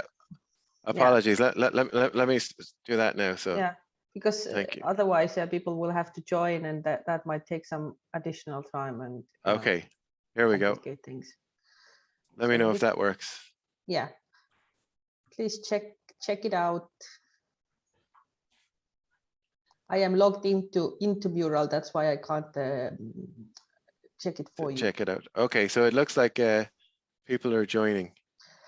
Excellent. So once you want me to open the breakout rooms, I will do so. Okay, so let's do it. I have 5 set up, but maybe, how many people have we got? 22. Maybe we want to do 4. You can do 4, yeah. Yeah, and so we'll take maybe 15 minutes to. So it just depends on which breakout room you're in. You just click on breakout 1 if you're in breakout 2, breakout 2 if you're in breakout 2, and then have a conversation with whoever's in the breakout with you. So the breakout rooms are now open. There's 4 of them. You can join whichever you wish. And if I see that somebody has not joined, one in like say 15 seconds, I will assign you to one room. Okay. So it looks like the timer is set for 10 minutes. So let's go for 10 minutes and we'll see how we get on. Yeah, I can always add some more minutes if you wish. Yeah, if you could add 5 minutes to make it 15, that would be ideal. Excellent. Let's see.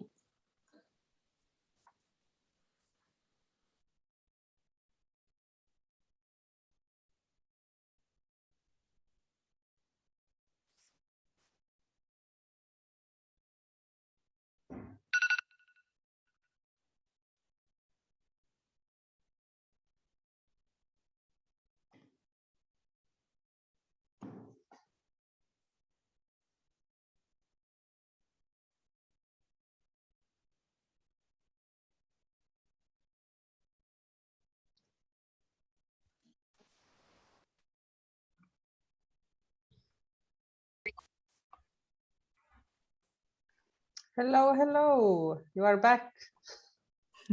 Welcome back, everybody.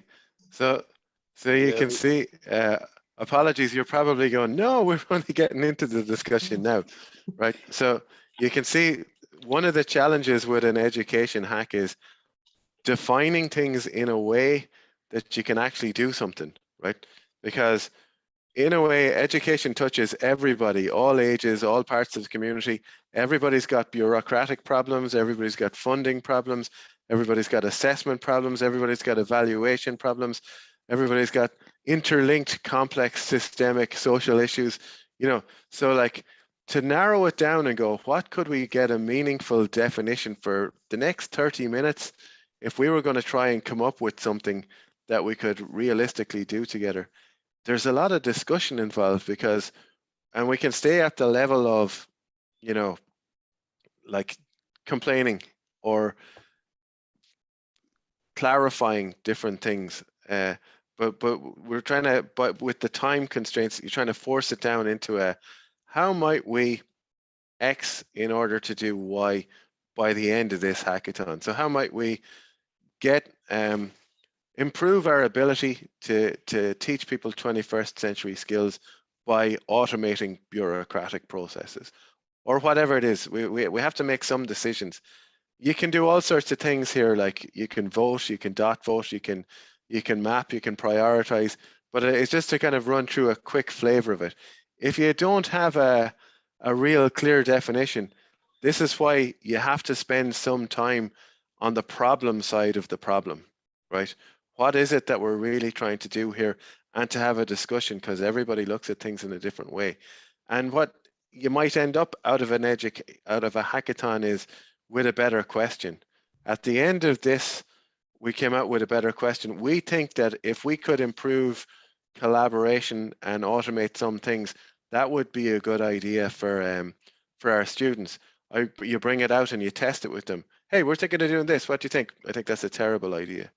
Or I think it's a great idea. You know, what you're trying to do here is really, it's just a way of facilitating a discussion to get sometimes to better questions, sometimes to answers, but it's not an easy process, especially when the time constraints are there, right?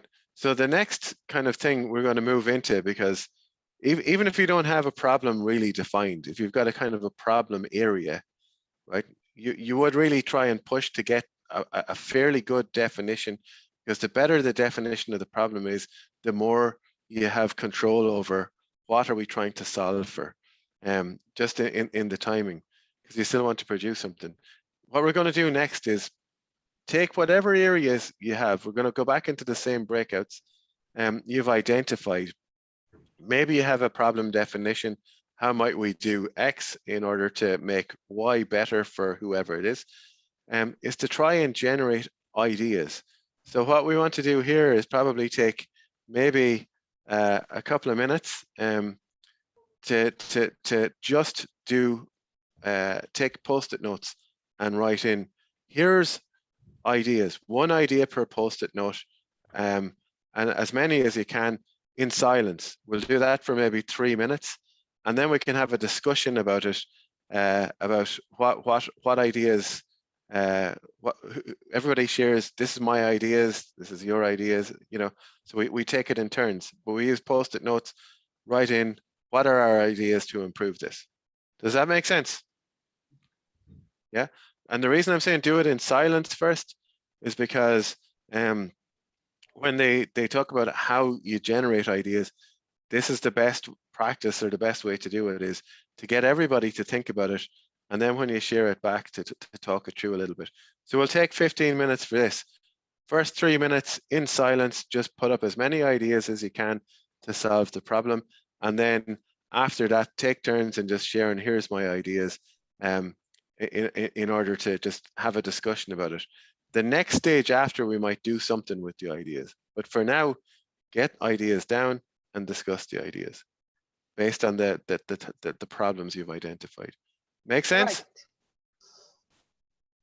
Right. Cool. 15 minutes. Okay. First 3 minutes, silence. The rooms are open.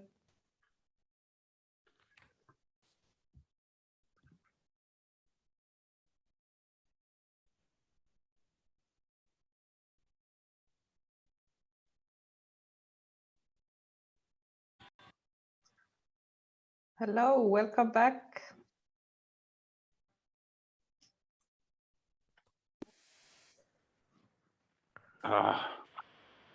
Yes. Okay, and just write it down to keep it on the place. I'm going on. Okay. Thank you. Hi, everybody. We'll go back. We're going to go back in again in a second. But just so you can see, you'll be able to have a look around the mural at all the different groups' contributions in a little bit. But what we're really trying to do over the course of this is there's kind of two ways of going narrow and then going big. So the first thing is you're going big on the problem to try and then go narrow and define the problem. And then you're trying to go big on the solution and come up with a lot of different ideas and then narrow it down again. That's the basic.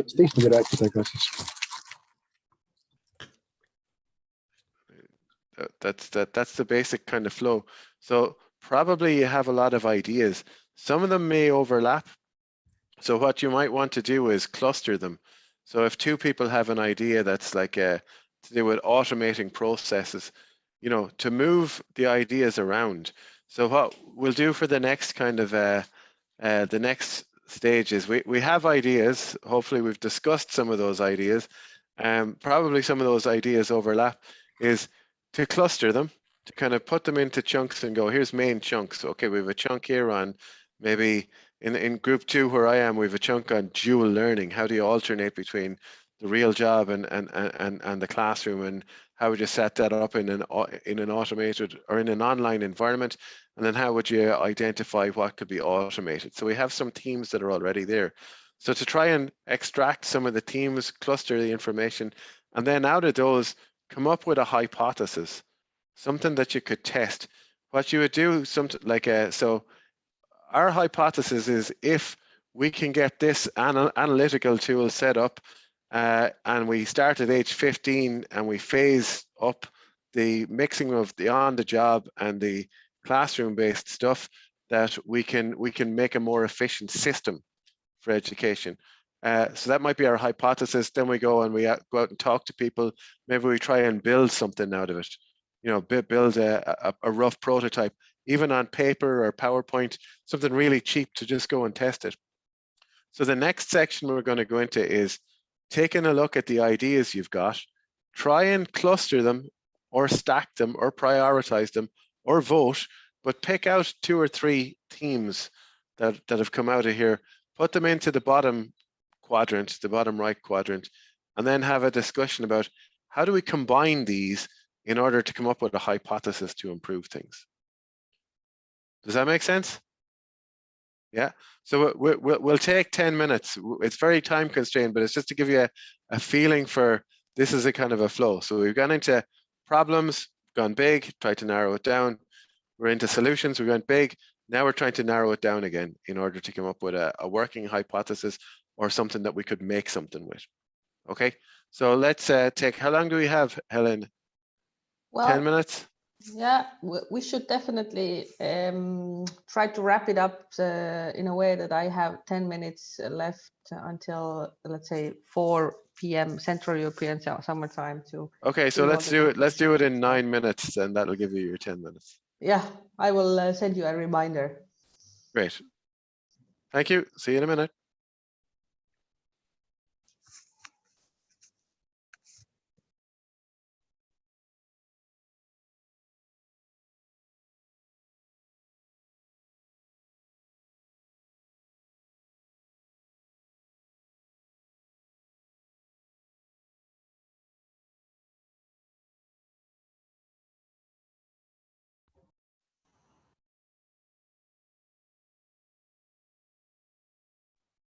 Okay, Helen. Hi. The team number 1. Yeah, you are the winners. I don't know what the prize is, but we talked about this morning. Oh yes, the prize is still the same. Definitely. What Dara's given us the prize. What's the prize, Dara? The prize is at the surprise, and the surprise is that there's no prize. So probably you might be sitting there thinking, wow, we came up with a hell of a lot of ideas. What are we going to do with? In our group, one of the challenges we had is because we didn't define the problem very tightly, we're into a categorization difficulty now. Like, what could we actually do to negotiate? So you might end up coming with a better question. That might be an outcome of a hackathon, but that can be a good one. So we're like, how do we balance personalization and how do we balance automation? You know, so where do we draw the line? What could we do? So we could rope in startups to get them involved, do some stuff that way. But you have access to the mural. And my suggestion is after, just go in and have a look around and see what all the ideas are. If you want to take screenshots of it, do take screenshots. When we run kind of these types of sessions, take photos of everything. If you're doing them in real life, take photos of everything, because an idea that was kind of thrown away in one hackathon might be the essence of another hackathon. So no idea ever goes to waste, and it is like you're building up a rich library that you can draw on and kind of go, oh yeah, maybe there's some interesting thing here. So even if the process is a bit messy and the outcome isn't what you want, there's probably a lot of richness that's come out that's kind of going to expose some insights and all that kind of thing. So I'd encourage you to go take a look at what all the other groups put together. You have the link to the mural, and to consider that, like, maybe there's something out of all of this that you want to take as a question that you want to bring into a hackathon that you want to run. Or you might have an idea already where you just draft it on a piece of paper and you go out and you test it with people. So before you put in a pile of money and effort, you know, you go here's what we're thinking of doing. Does it make sense to you? And they'll say, well, maybe. And you go, what could improve on it? You ask the kids, what would make this a much better idea? You know, then ask random people on the street. You know, so it's don't do it in a vacuum. It's thinking like a designer. So Helen, I'll stop talking now because I know you want to finish on time. Big thanks to everybody. I really enjoyed working with you. Hopefully it's interesting for you. Thanks, Dara. Yeah, thank you very much, Dara. And everyone, don't be afraid to lose the link. If you do lose it, we will send it to you after we have wrapped everything up and collected everything from yesterday's sessions as well. So you will get an email with all the links and materials at one point in November. So don't worry about it. But definitely, yes, make the most of it that you can.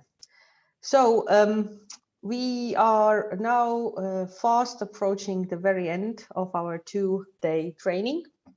I hope you have had a very insightful period of time with us here with the different experts. And just to wrap things up, I have a few things to share with you. First, as a conclusion, you know, today we learned about the value proposition canvas, also the business model canvas and the mission model canvas, but the value proposition definitely is something that we all should think about when we design our hackathons. And now with the, so thank you, Sean, for that. And now with Dara, you were able to go through some of the steps you need to go through probably when you start organizing a hackathon or planning one. So narrowing down some of the ideas and putting them into perspective and the system. And yesterday we heard about the experiences of some of the practitioners in the field who had some great advice to share. So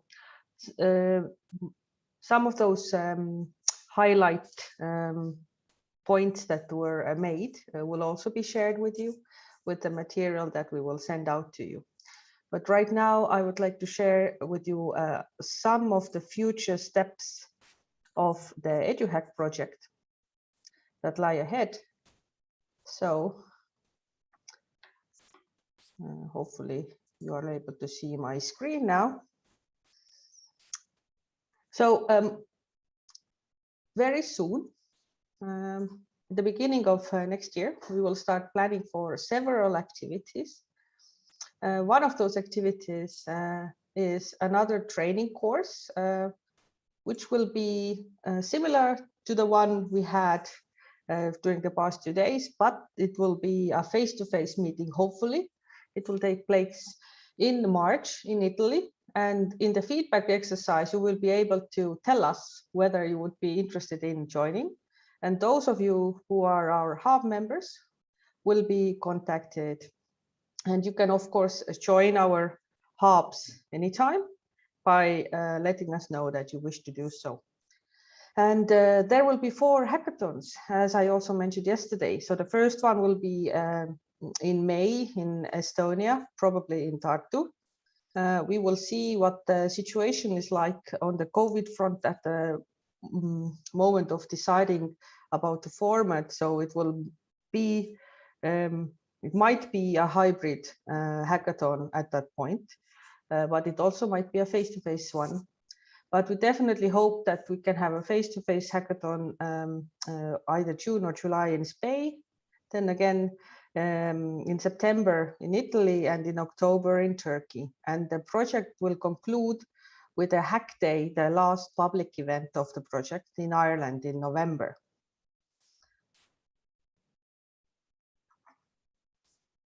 So,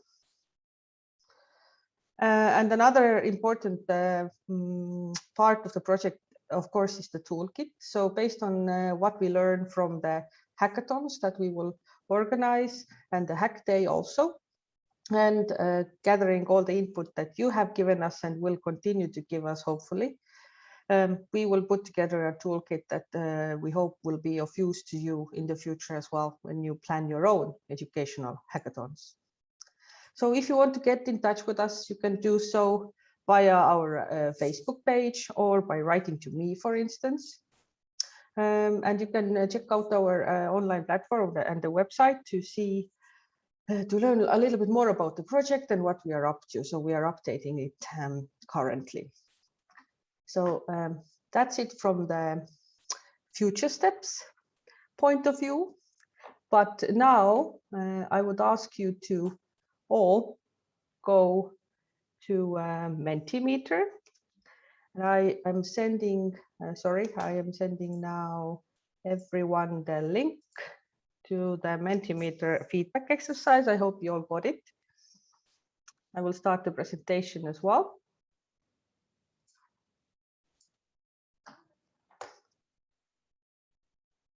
And there are a few questions that I would appreciate if you could answer.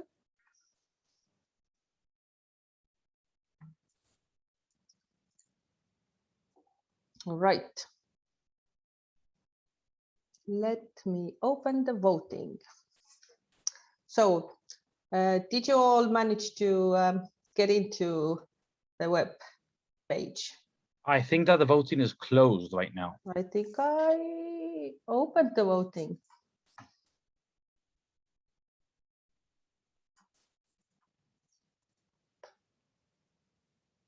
Yeah.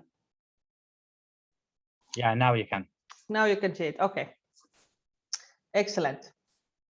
So this is the first thing I hope you can specify. So what did you find to be the most informative about our 2-day training? This can be anything. It can be the exercises, maybe asking questions from the experts, whatever you think needs to be mentioned here. So I can see 3 people have answered.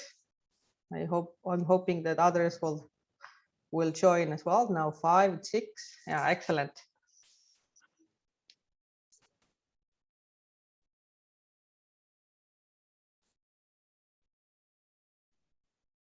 So I will give you 30 seconds to go finish whatever you're typing. So I can see that the exercises were very informative for you.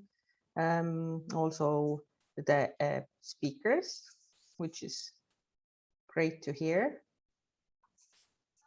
Working in group. Very interesting. Me taking the floor. Okay. Learning to use Mural. Yes, I'm also happy to read that. That was one of the goals of us meeting.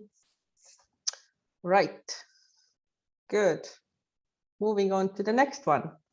Now, here you can specify the things that you think were difficult or challenging. And again, just be honest, please.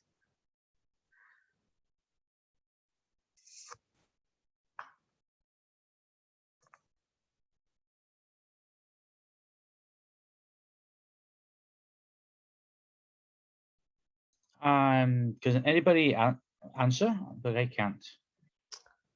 So No, I can't. Just refresh your page and you will.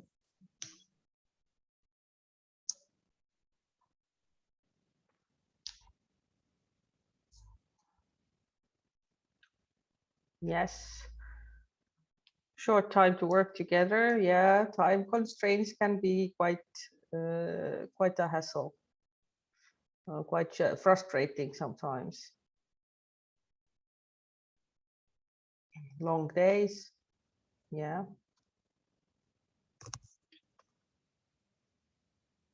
Problems and answers.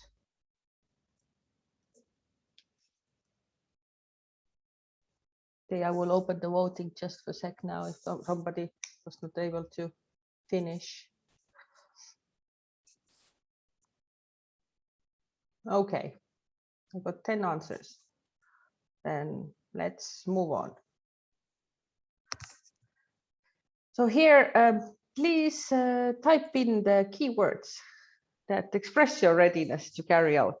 Maybe you want to just say, this is definitely not for me, or I would like to do it tomorrow, or well, anything in between is of course absolutely acceptable.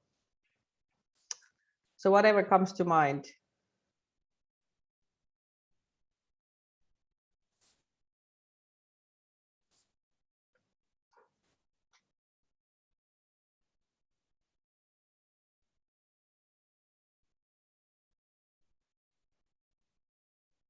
Okay. Very interesting. Open-minded, excited, empowered, nearly ready. Yeah, but that's very honest. Enthusiastic. Oh, great to read that. Enlightened also. Prepared, quite prepared. Yeah. Great. Most of you are optimistic about it. This is very good. Well, now, which of the tools we discussed and showed you were the most promising for you? So please specify them, like using your own personal approach to it. So which of those would you use yourself if you could? Both in terms of running a hackathon, but if you're not going to run one, maybe in your other lines of work.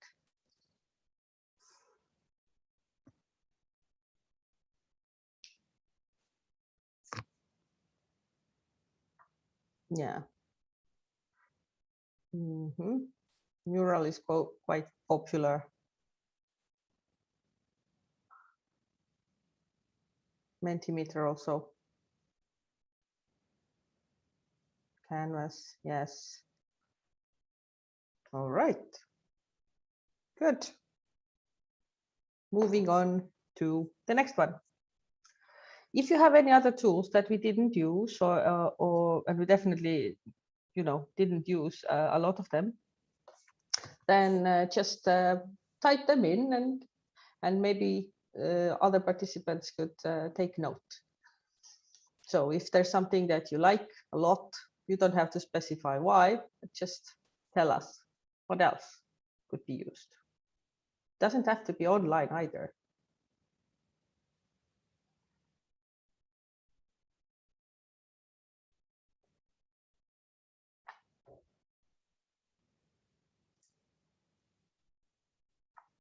No other tools? Miro, yeah.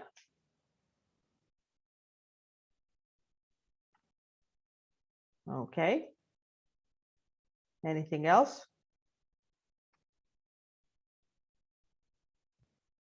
No? Okay, moving on. So this is a voting exercise now for you. Helen, there is also Slack that I was trying to, I wrote, but I couldn't submit. Okay.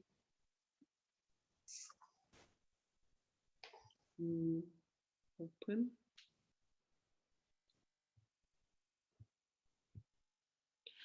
Thank you.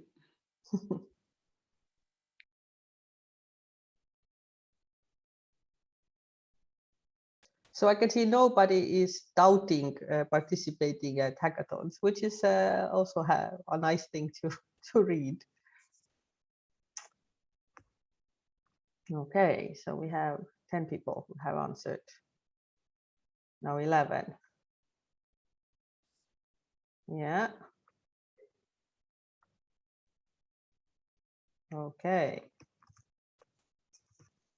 Only one maybe. Great. All right, moving on. Another voting exercise. Would you be interested in participating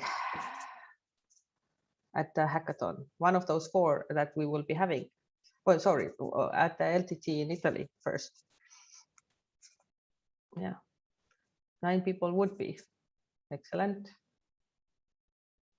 And all of you who have voted would like to take part.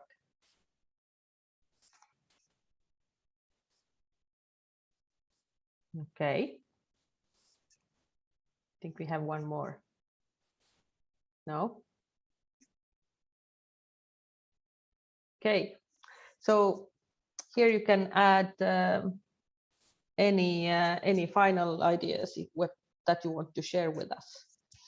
If there are maybe some comments that you were not able to express, or some concerns, some critique, also praise, whatever you wish.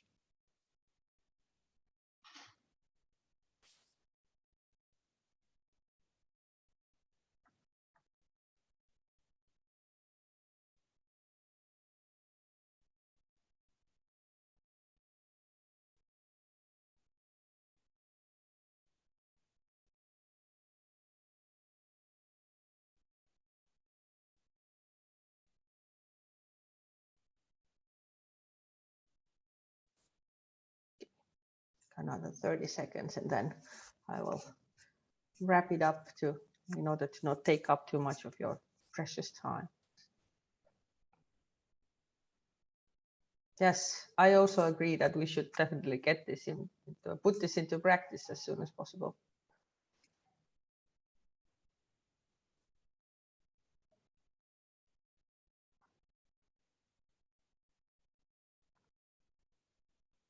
Right, 5 more seconds to add something if you wish to say something. And of course, you can always send us an email or a message.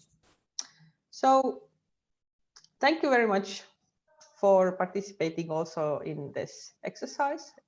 You will get the results with the rest of the material, so you can refer back to them if you wish. And with this said, I would like to finally say that I'm happy that you stayed with us till the very end, and I hope that we can meet again soon at the various events that we will be organizing in the future. So thank you and have a nice rest of the day. Bye. Thanks, everyone. Bye. Thanks, Sean and Dara. Thank you.